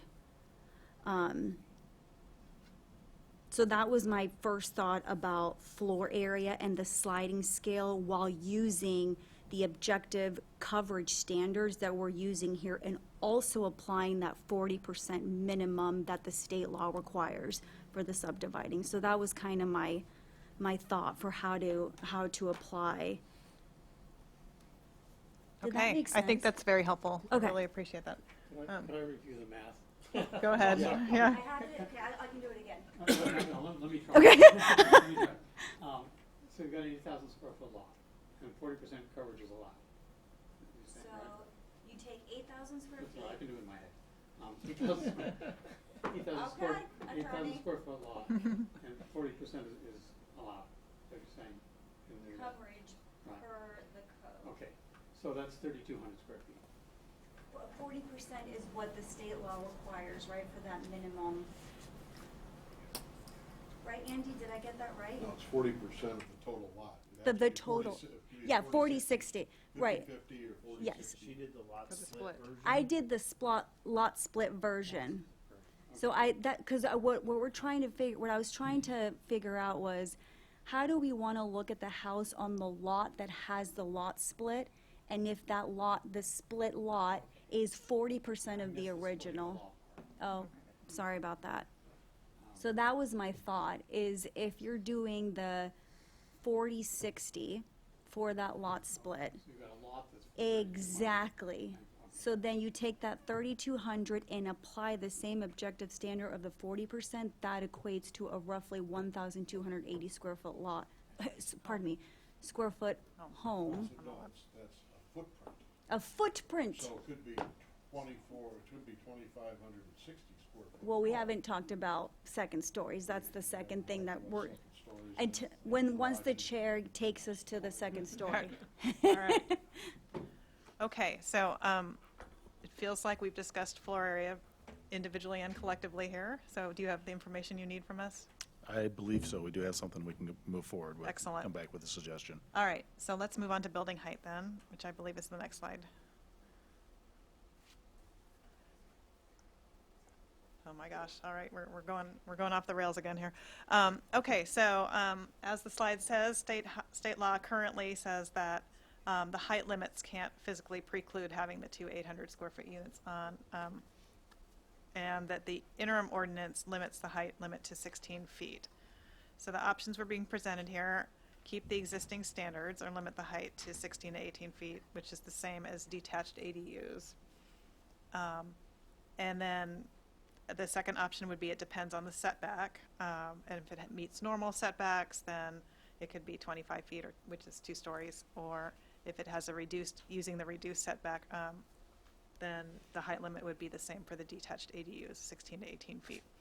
And then our third choice. Same height as any other buildings in the same zoning. In most cases, that is 25 feet and 2 stories. So let's talk about this, keeping in mind that people go, even though things are zoned for 2 stories, our experience has been that if people don't know that and they've been used to 1-story houses in their neighborhoods, they go wild when we say, hey, but it was always zoned that way. As one who had people actually stand up in these chambers, shout and shake their fists at me for that particular issue, I can attest to that. So let's talk about it. Well, I won't start this time. I'll just whoever wants to start. All right, excellent. Okay. So I hear everyone about you purchased a home and everyone around you has 1 story, and the thought of having a 4-foot interior side yard setback. So with that in mind, here's what I was also thinking to myself is, typically speaking, if you look at the code, the shortest setbacks are not rear, they're actually side. Right. Okay, so with that in mind, I was thinking to myself, how often would it be where you actually have 2 side-by-sides? And Andy, there was this great slide that showed side-by-side, then the flag. I don't know if we can. And I wanted to bring something up. So in my mind, I was thinking, what is the probability as we're looking at maximum heights of the houses being side by side? So here was my thought, I don't think that people are going to tear down existing homes in order to do this. So if you use that in mind, pardon me? I will. Oh, you will? Okay, there you go. I don't have as much money as you do then. I think people will. Yeah. Okay, so my thought was, how often would you have a side-by-side if there's already an existing home? If there's already an existing home, and let's take that 8,000 square foot lot, an 8,000 square foot lot, let's just say it's 75 or 80 by 100, has a 15-foot aggregate for side. And if the garage, so if you have 25 feet plus the garage, plus the house footprint for these ranch homes, which is architecturally speaking in Walnut Creek very prevalent, you have the 30. So really you don't actually have the ability to have this lot that side by side. That was my first thought about what is out there architecturally and how the homes are built and what the current aggregate side by side is. So the only other thing that I was thinking that folks would be able to do, if you have a 5-foot, if you have the 15-foot aggregate, then you have the 5 and the 10, is really this flag lot or flag lot with easement, which really puts the homes, should someone do that, in the back. So that was my thought about that. To me makes me feel a lot better, because if it's in the backyard, then the home would not be so overarching or imposing or just on top of the side neighbors, because we would like to get, at least I would like to keep that type of specialness, that's not even a word, but in Walnut Creek, especially if you're thinking you're buying a single family home. So my thought, Chair, was if typically the home is in the back, or maybe this is a condition that we set for when the home is particularly in the back, then perhaps there could be a higher height limit but while maintaining the same amount of setbacks as the front house. So that way you're still using the objective standards for the aggregate of the side yard setbacks, should the home be in the back, so you still have that privacy in the side to side. So that was my first. Great. All right, thank you. We come back this way.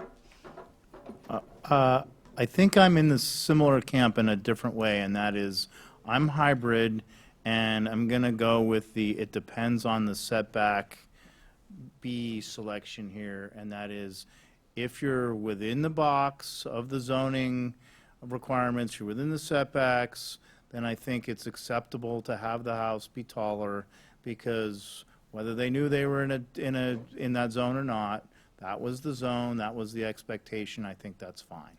If you want to go outside of the setbacks that are allowed, we should allow you to do that, but the price of doing that would be to have those smaller, the lower building height, and that provides some protection to neighbors who wouldn't necessarily have thought that we're in that zone. And really, that's only because it's consistent with the ADU law. If they were going to do an ADU, they could have done the same thing. So that's why I'm in the B camp. Great, okay, thank you. Bob? So a question of staff, when you do this, wasn't there some provision in SB 9 that says you have to relax the existing zoning ordinances if they prevent you from being able to kind of do what you want to do there? So the state law only allows the city to require up to a 4-foot interior side and rear setback. So I mean, we have to allow SB 9 units to get to within 4 feet of the side or rear, but we do have the ability to, as what Commissioner Lezak had suggested, say that if you're going to go closer than the regular city setbacks that apply to the main house, we limit you to one story in height. That is an option that's available under state law. Okay, when you say 1-story height, does that have a footage? I mean, if you go with a 1-story and you go with a 12 and 12 pitch, you got a taller house than. So that can be, of course, that also could be something that the city can establish criteria for. I will say that the way our height limits are measured is that you're basically allowed, and this is for any building, you're allowed up to an additional 4 feet if you have a roof pitch of more than 3 and 12. But only that additional 4 feet. So, for example, in a vast majority of our single-family zones, there's a 25-foot height limit, but for at least a 3 and 12 roof pitch covering 75% of the horizontal area of the building, you can go up to 29 feet. Okay, so another question. Many years ago, we adopted a mega home ordinance. I don't know what we called it, but it was Oversized home. oversized home ordinance in response to issues exactly what we're talking about here and exactly the risk that SB 9 places on our neighborhoods. Is that ordinance still in place? Yeah, that is still on the books, and what that requires is, so it used to be we didn't require design review for single-family homes, and that ordinance put into place thresholds for when design review does apply to single-family homes. And I'm assuming what you're probably most interested in is the floor area threshold, which is 4,500 square feet of gross floor area on the entire property. So that would include detached garages, barns, anything. Once you exceed, and SB 9 is not subject to this because we can't do design review, but for regular homes, once you exceed 4,500 square feet of gross floor area, that triggers a design review requirement with, various findings and guidelines. Okay, so obviously 4,500 square feet is unlikely in the scenarios we're talking about. But one point would be that the concept, which was a big issue in the city of Walnut Creek 10, 15 years ago, still exists today.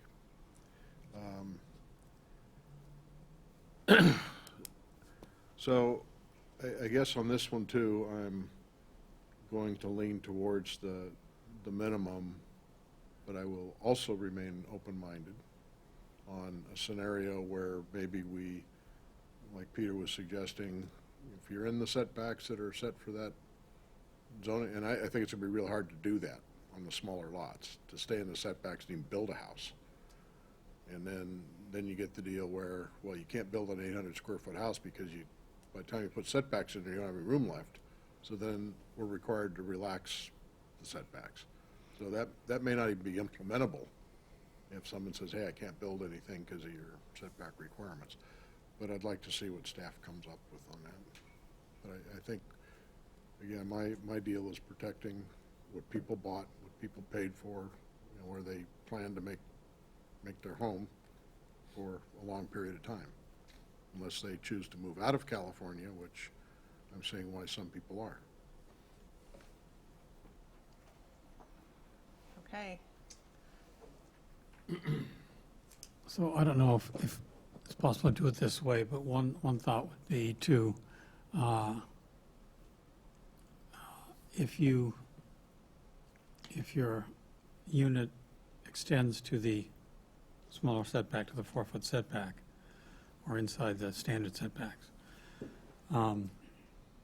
that you might still be able to have a second story, if one, not having a second story would preclude the application of SB 9. And two, that second story would be within the standard setbacks.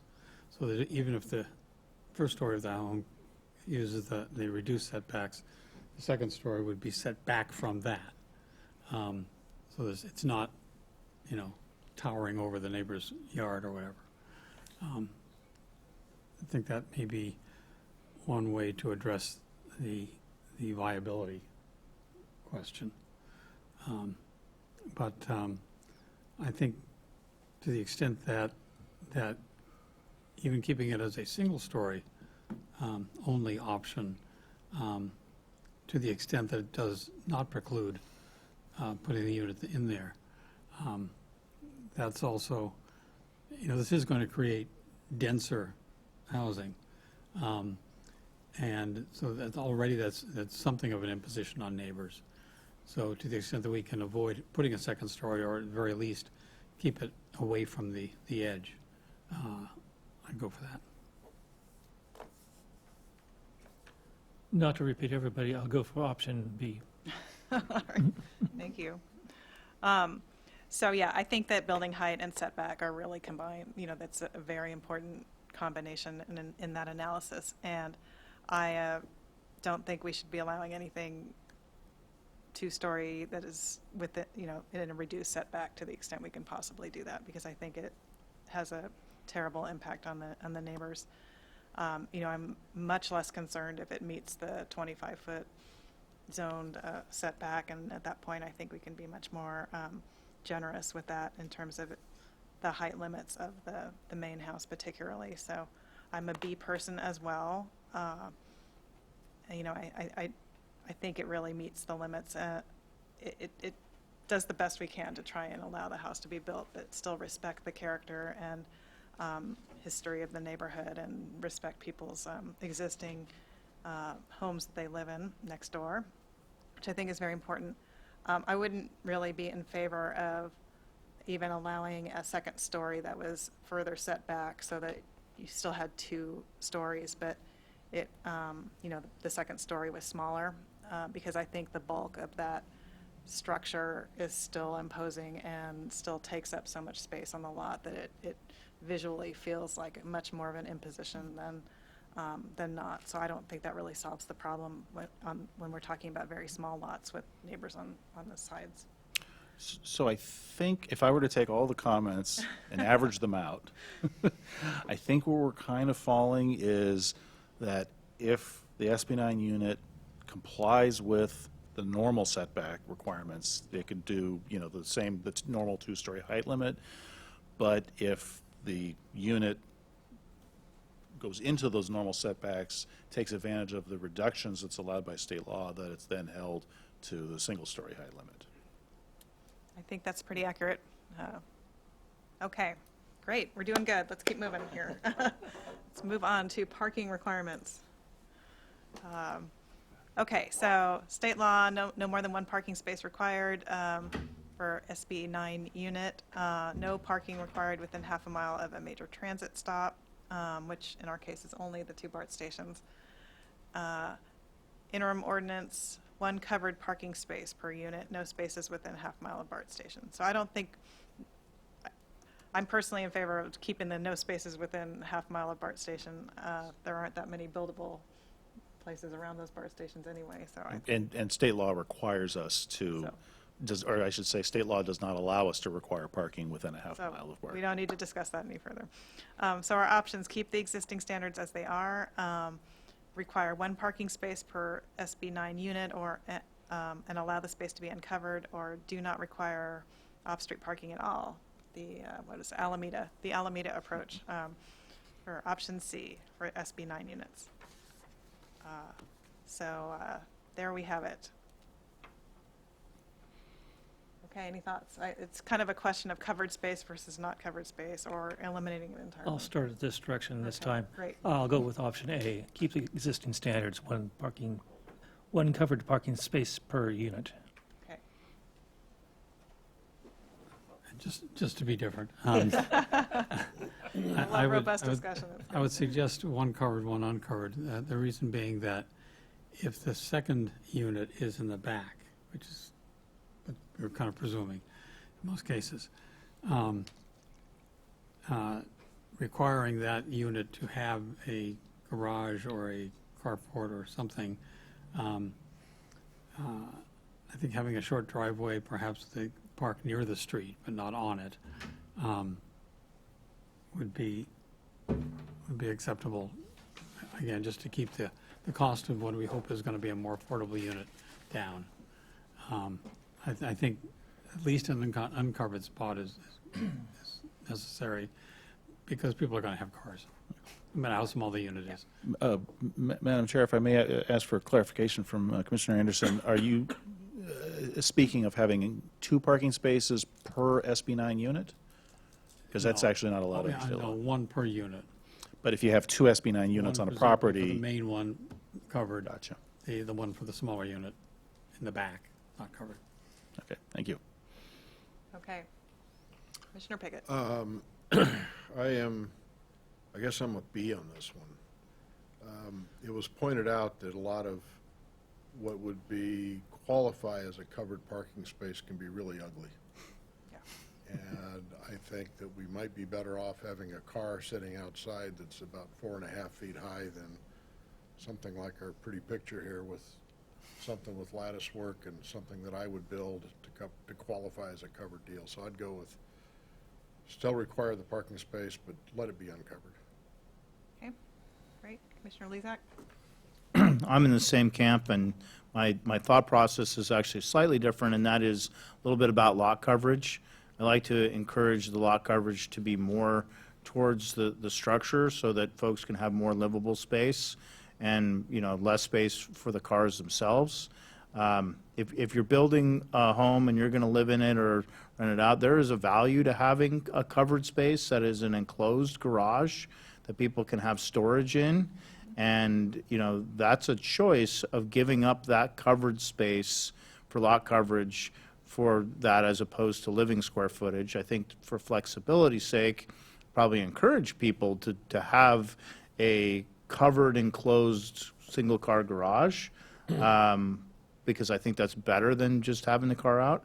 But I think that's a choice, and to be as flexible and hybrid as possible, I'll still go with the one space that's uncovered as the requirement. Great, thank you. Commissioner Needing? Andy, are there limitations to curb cuts? How wide they are? Yes, there are. I couldn't tell you off the top of my head the exact dimension, but our traffic engineering division does have some standards for maximum curb cut width.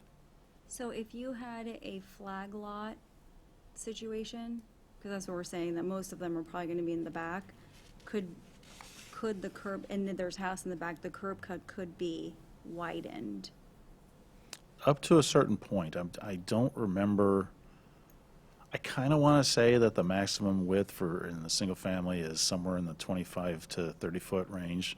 And of course, I happen to tell our supervisor of current engineering that she didn't need to come tonight, so. But there could, Okay.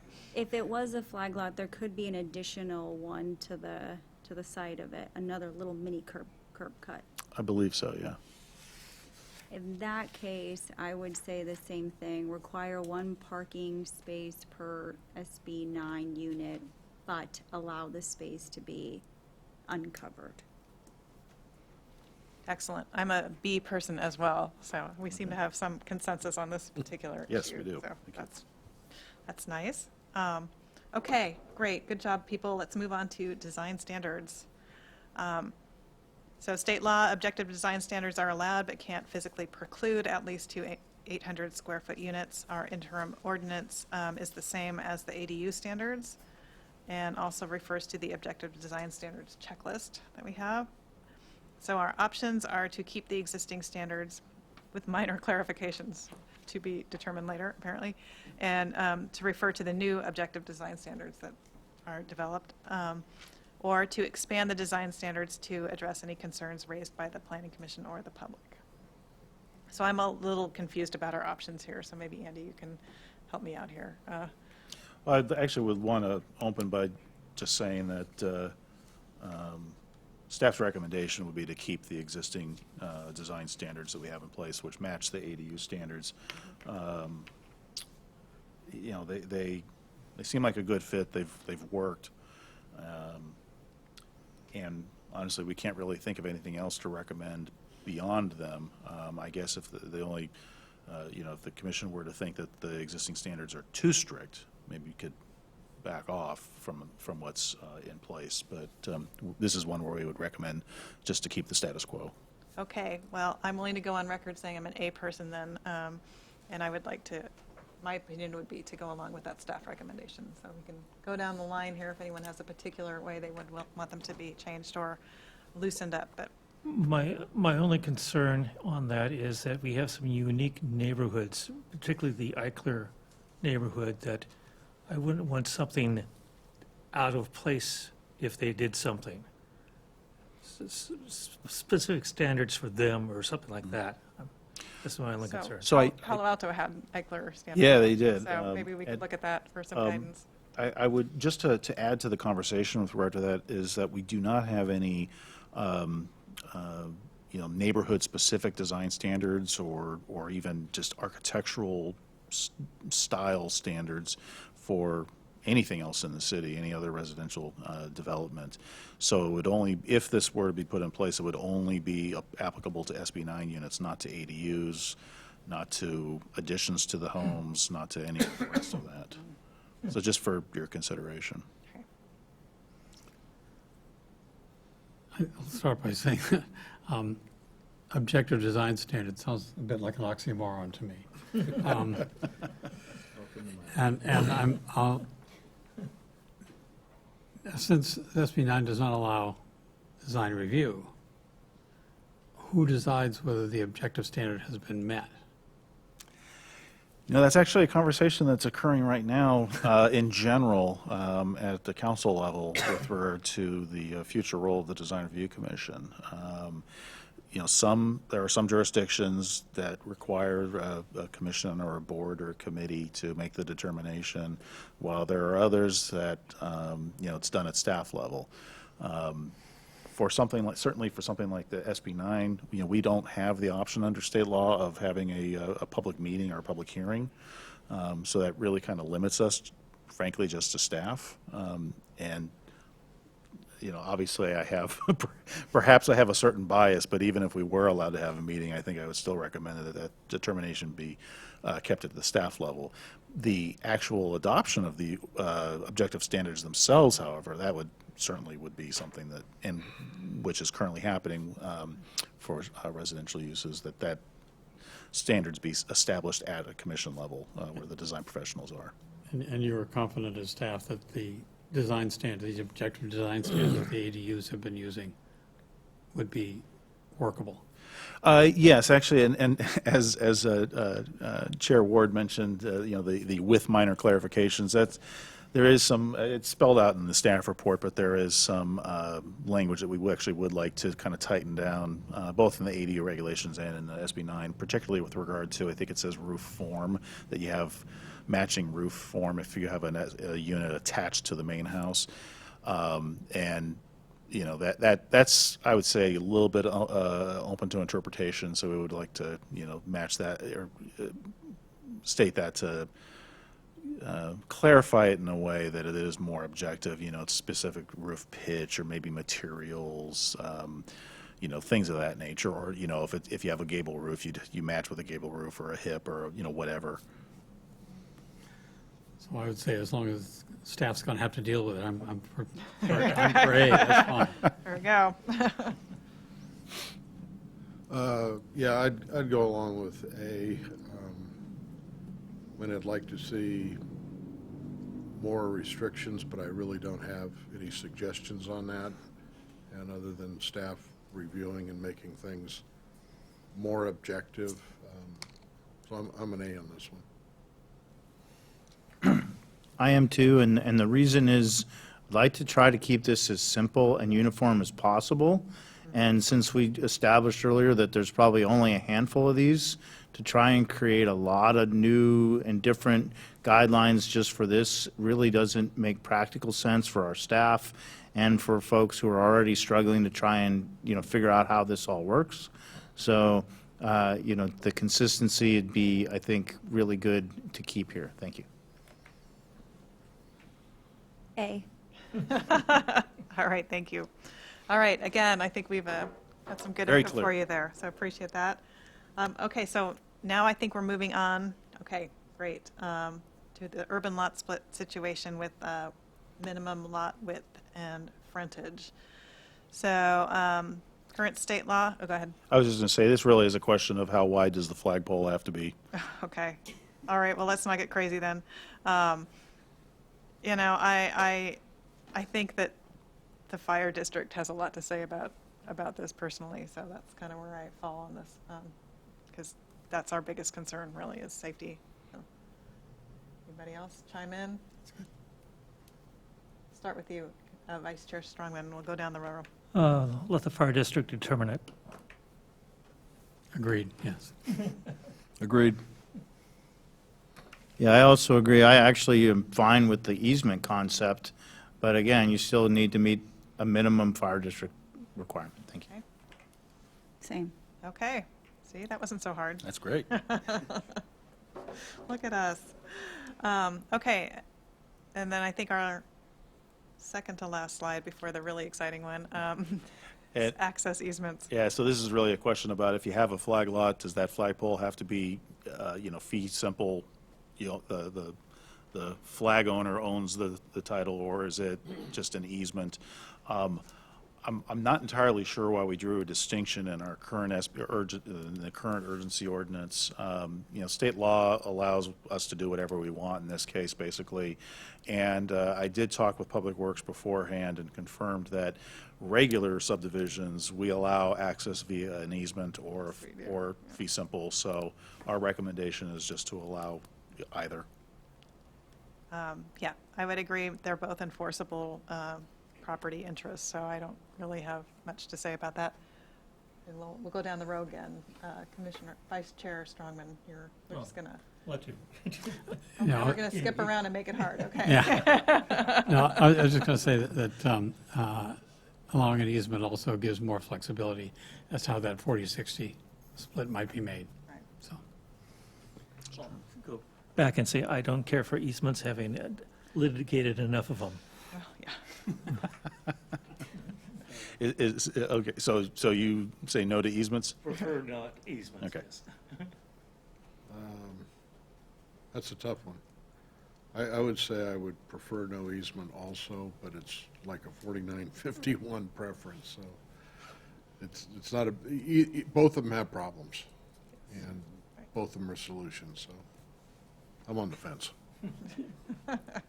Well, and I think I already stated that I'm okay with the easement. I would tend to agree with the others in the commission that an easement is not probably a preferred situation, but I'd like to fall back to this as the minimum requirement, so that in the event that somebody needed to make that happen, to make this work, that it would be allowed. Subject to the fire district. Of course. Same. I don't prefer it, but if it's the only way it's going to let it happen, then There it is. Okay, so that brings us to our last point of discussion here, which are the development impact fees. And we've, received some real-life testimony on this point as well, so that's helpful, I believe. State law allows the collection of them. The interim ordinance requires that there be development impact fees for SB 9 units, and they include both traffic impact and affordable housing in lieu fees. I think we're really mostly focusing on the affordable housing in lieu fees, but not entirely. So our options. We have 4 this time, so keep that in mind. Keep the existing standards. Require development impact fees for SB 9 units, but exempt SB 9 units that are smaller than 800 square feet. Reduce or waive the inclusionary housing in lieu fee for SB 9 units, but leave the other development impact fees as they are. Or reduce or waive all development impact fees for SB 9 units. All right, so for me, I think it's kind of contrary to the whole purpose of this to assess a large affordable housing in lieu fee for a unit that is functionally a very small affordable housing unit. That seems to completely undermine the whole purpose of what we're doing here. But at the same time, I wouldn't want to reduce or waive all of them if you're building a much larger unit on a very large lot, because that doesn't seem to, it's not creating affordable housing. So I would like to see some sort of, again, flexibility or sliding scale of some sort. So if you're building something that qualifies as affordable housing in by some definition, and I don't think it should be whether it's 800 square feet or not. I think the pure square footage is not really helpful in that regard necessarily. But I think that there should be a distinction between a affordable housing unit being built and one that is not. And I am not in favor of assessing a affordable housing in lieu fee for an affordable housing unit. So it doesn't fit in any of the A, B, C, D, but that's my opinion. So. Starting out, I'll go for option C. I would prefer to waive the inclusionary housing, but keep the others. Okay. The entire exercise of SB 9 is to increase the housing stock.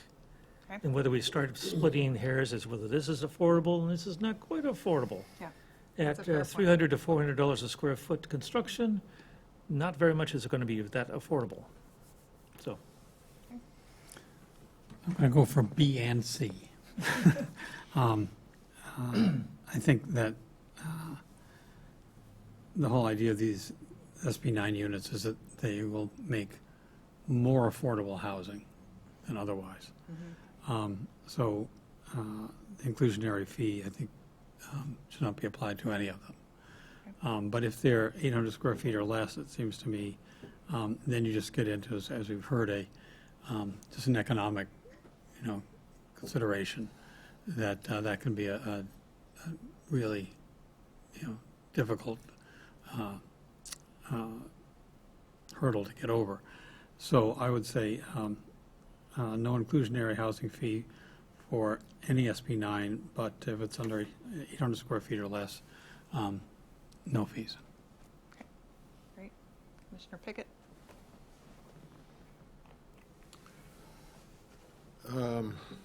Boy, I'm kind of between the B and the C.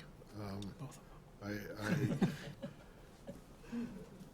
think, yeah, the purpose of this is to get affordable housing, but I could see some greedy developer, and there are greedy developers somewhere, trying to squeeze the most out of it. But, perhaps rather than saying exempt SB 9 units that are smaller than 800, maybe we say 900 or 950. So a hybrid between B and C. I don't know that we should just automatically exclude a unit because it's an SB 9 unit, but based on the size of the unit, probably exempt them from it. So maybe we can go a little bigger than 800 feet to allow someone more flexibility. I mean, a 1,000-foot unit is probably going to end up being relatively in the Walnut Creek market affordable.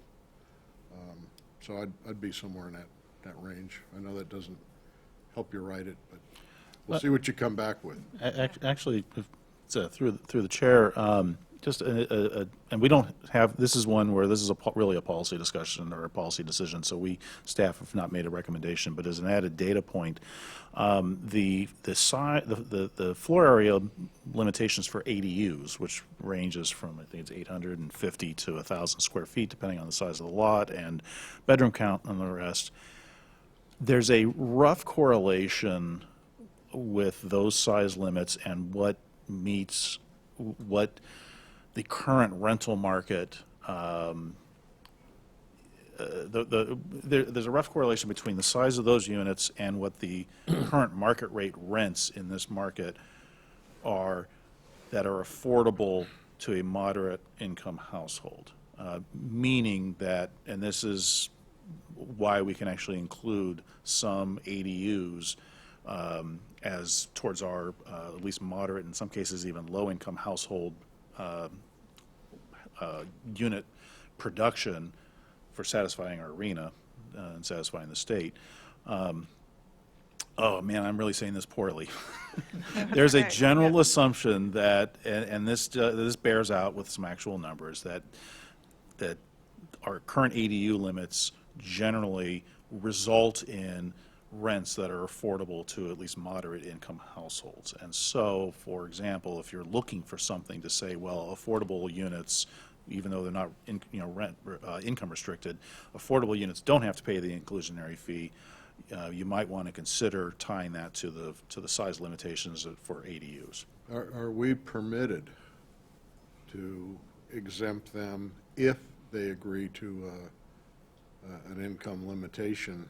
In other words, if they dedicate the unit, their SB 9 unit, to an affordable level by deed restriction, can we do that? Yes, And absolutely. exempt them from the, I mean, if we're exempting them just because of the size of the unit, that doesn't necessarily dictate the rent that they're going to rent. No, that is very true. So what we're talking about, at least with regard to the inclusionary housing fees, it is an in lieu fee. It's a fee in lieu of actually providing an income restricted unit. And basically, our current regulations require that 10% of the units in a housing development be restricted to incomes of moderate income households, or 7% for low income. There's different formulas. And so, somebody who's building under our current regulations, an SB 9 unit, they do have the option of just complying with our inclusionary housing requirements by making it an income restricted unit. There's, they have to enter into an affordable housing agreement with the city, and there's a whole process around that. But they can do that, in which case they do not have to pay the fee in lieu. But it generally, for smaller number of units like this, because of the way the in lieu fee is calculated, it makes financial sense to just pay the in lieu fee. Okay, so based on thinking as you were talking, I guess I would prefer B and just say 800 feet or 900 feet. If they build it, they're exempt. So that's where I am. So I'm a little bit different than everybody else in the group, and that is to say that I think development impact fees in the city of Walnut Creek and all over the state of California are absolutely ridiculously high, and as a result of their absolutely ridiculous high cost, have driving prices for housing to be relatively unaffordable. And it's a component. There's all kinds of components, not the only thing. However, we live in a state where we've decided that we're going to have an impact fee regime, and we're going to have the Mitigation Fee Act, and we're going to spend a bunch of time and effort trying to identify what kind of impacts housing has to our community, and that a new housing unit is going to pay for mitigate its impact. Now, I wish all the other uses and other industries had to pay all the impacts for the things that they do, but they don't. But if we're going to live in a regime where housing is going to be in that way, I don't see waiving the standard for an SB 9 unit and saying, well, it has no impact and it doesn't have to pay for its fair share while everything else does. An SB 9 unit is not an ADU. It's a new residential unit. And if it wants to be an ADU, then it can get the development impact fee and some of the connection fee waivers that are subject to an ADU. An SB 9 unit is an additional unit on top of an ADU and on top of a junior ADU that somebody can build. And that's why I want them to be bigger. I want them to be 1,200 square feet or 1,500 square feet or whatever, so that they can afford to benefit from the extra fees that they need to pay because they're a real residential unit and not an ADU. And just like we said, if they're of a certain size, Well, does that make them affordable by design? Well, I can't count them as affordable by design. They're not deed restricted. If you want to be affordable by design and get the benefit of not having to pay that fee, be an ADU. Don't be an SB 9 unit. Because the reason we should have this law is so that people come in and put 2 SB 9 units, an ADU and a junior ADU, and they do it on their split a lot and do it side by side. We should have 8 units on these lots, and they should be crammed, and they should be incredibly highly developed, and all of those units then become affordable by design, and we have a bunch of affordable housing by design. And that's what this sort of wants to incentivize. Now, I know we agree that that's incredibly unlikely for all the reasons we talked about, but for me, if it's going to be an SB 9 unit, it's going to pay its mitigation fees, or we should all just agree that mitigation fees, development impact fees, including inclusionary, is a stupid idea, and get rid of the entire regime and decide that we shouldn't be subsidizing affordable housing because that just raises the unaffordability, and so we get less and less small affordable units and more unaffordability. And so even though I believe that we should get rid of all the fees, I'm actually supporting that we keep the existing standard. Okay. Thank you. Commissioner Needing. I wanted to, I love the Turner Center for Housing. They have amazing surveys, and I've been following them about their affordability by design, whether something is deed restricted and runs with the land or not. And so for a bit of context, I just wanted to pull up the 2023 maximum level rents by income category. I think Andy had talked about the moderate. So you're talking about a 1,200 square foot house. Let's just call it that. Right, that's the biggest size of an ADU. So that's why I kind of went there. Maximum number of units of bedrooms is, say, 2 for a 1,200. The moderate rent is roughly 3,600 for a moderate 110% medium AMI. And so because of that reason, because per the data of what roughly rents in Walnut Creek are for a 1,200 square foot house, and that it can be rented out to meet that moderate AMI level, I'm kind of a hybrid with what everyone is saying, that I also don't like impact fees, by the way, Peter. So I feel you. I'm paying $200,000 per home of fees in another development. But I propose, if we did have to do it, just like the ADU law says, for 750 square feet or less, if we did something here that was 1,200 square feet or less, you waive the inclusionary, but you keep all the development impact fees, and then anything greater, you keep the development impact fees, but then maybe reduce the inclusionary. So it's like a hybrid of what everyone just said. All right. Is that helpful?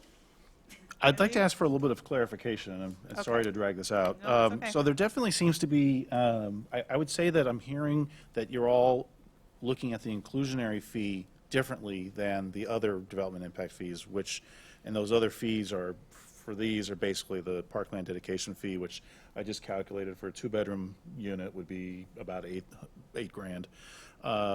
And the traffic impact fee, which I was about to open that file up, I think that one's maybe about half that amount. I can't recall. So, you know, those are, because the art fee generally doesn't apply to these. So there's those fees, and then there's the inclusionary in lieu fee, which can be substantial. I think what I'm hearing from the commission is, at least with regard to the inclusionary fee, a majority consensus is basically waive that fee if for smaller units. And what is a smaller unit, I've been hearing different numbers. My recommendation, if you wanted to do a threshold of a smaller unit, would be to match that of the ADUs, kind of a keep it simple sort of a thing, but also there is actually some justification behind that, as explained earlier. So I guess I want to break this into two part. One is with regard to the inclusionary fee, is that the consensus of the commission that, waive it for the smaller units, and that smaller units generally is ADU sized? Yes. Okay. I think so, Seeing yeah. enough nods, great. And then for the other fees, the parkland, and it's called parkland dedication fee, but, we're generally not building new parks. It's really going into facilities in our existing parks and open space areas. But for the parks fees and the traffic impact fees, does the commission want those to just apply to all SB9 units, waive them for some, waive them for all? Where do you fall on that one? Keep it. Yeah, I'm inclined to keep. Keep it. We should waive all fees Well, on the entire city, everything. Okay. I second that motion. Oh, I'd like to point out that, we can deal with city fees, but on top of this, you got EB mud, Yeah, you got the sanitary district, and you got the schools. and we have no control over are all those. huge. Yep. yeah, A parkland dedication fee looks pretty nice when you gotta pay an East Bay mud meter, yep, so. Just remember Okay. that. Yep. It's hard for us to make anything affordable. So, you couldn't pay the fees and have an affordable unit. right. Editorial. So I have a feeling there was perhaps something said in jest, but I don't want to make that presumption with the commission. So is there a consensus that the other fees, park and traffic, would apply to SB9 units? I believe there's a Yes. consensus. Okay, great, about it. thank you. Okay. All right, well, I think we did it. I want to particularly thank you, Andy, for this really excellent explanation and for guiding us through this really complex issue. It's just I amazing. have to share that with Heather Coleman.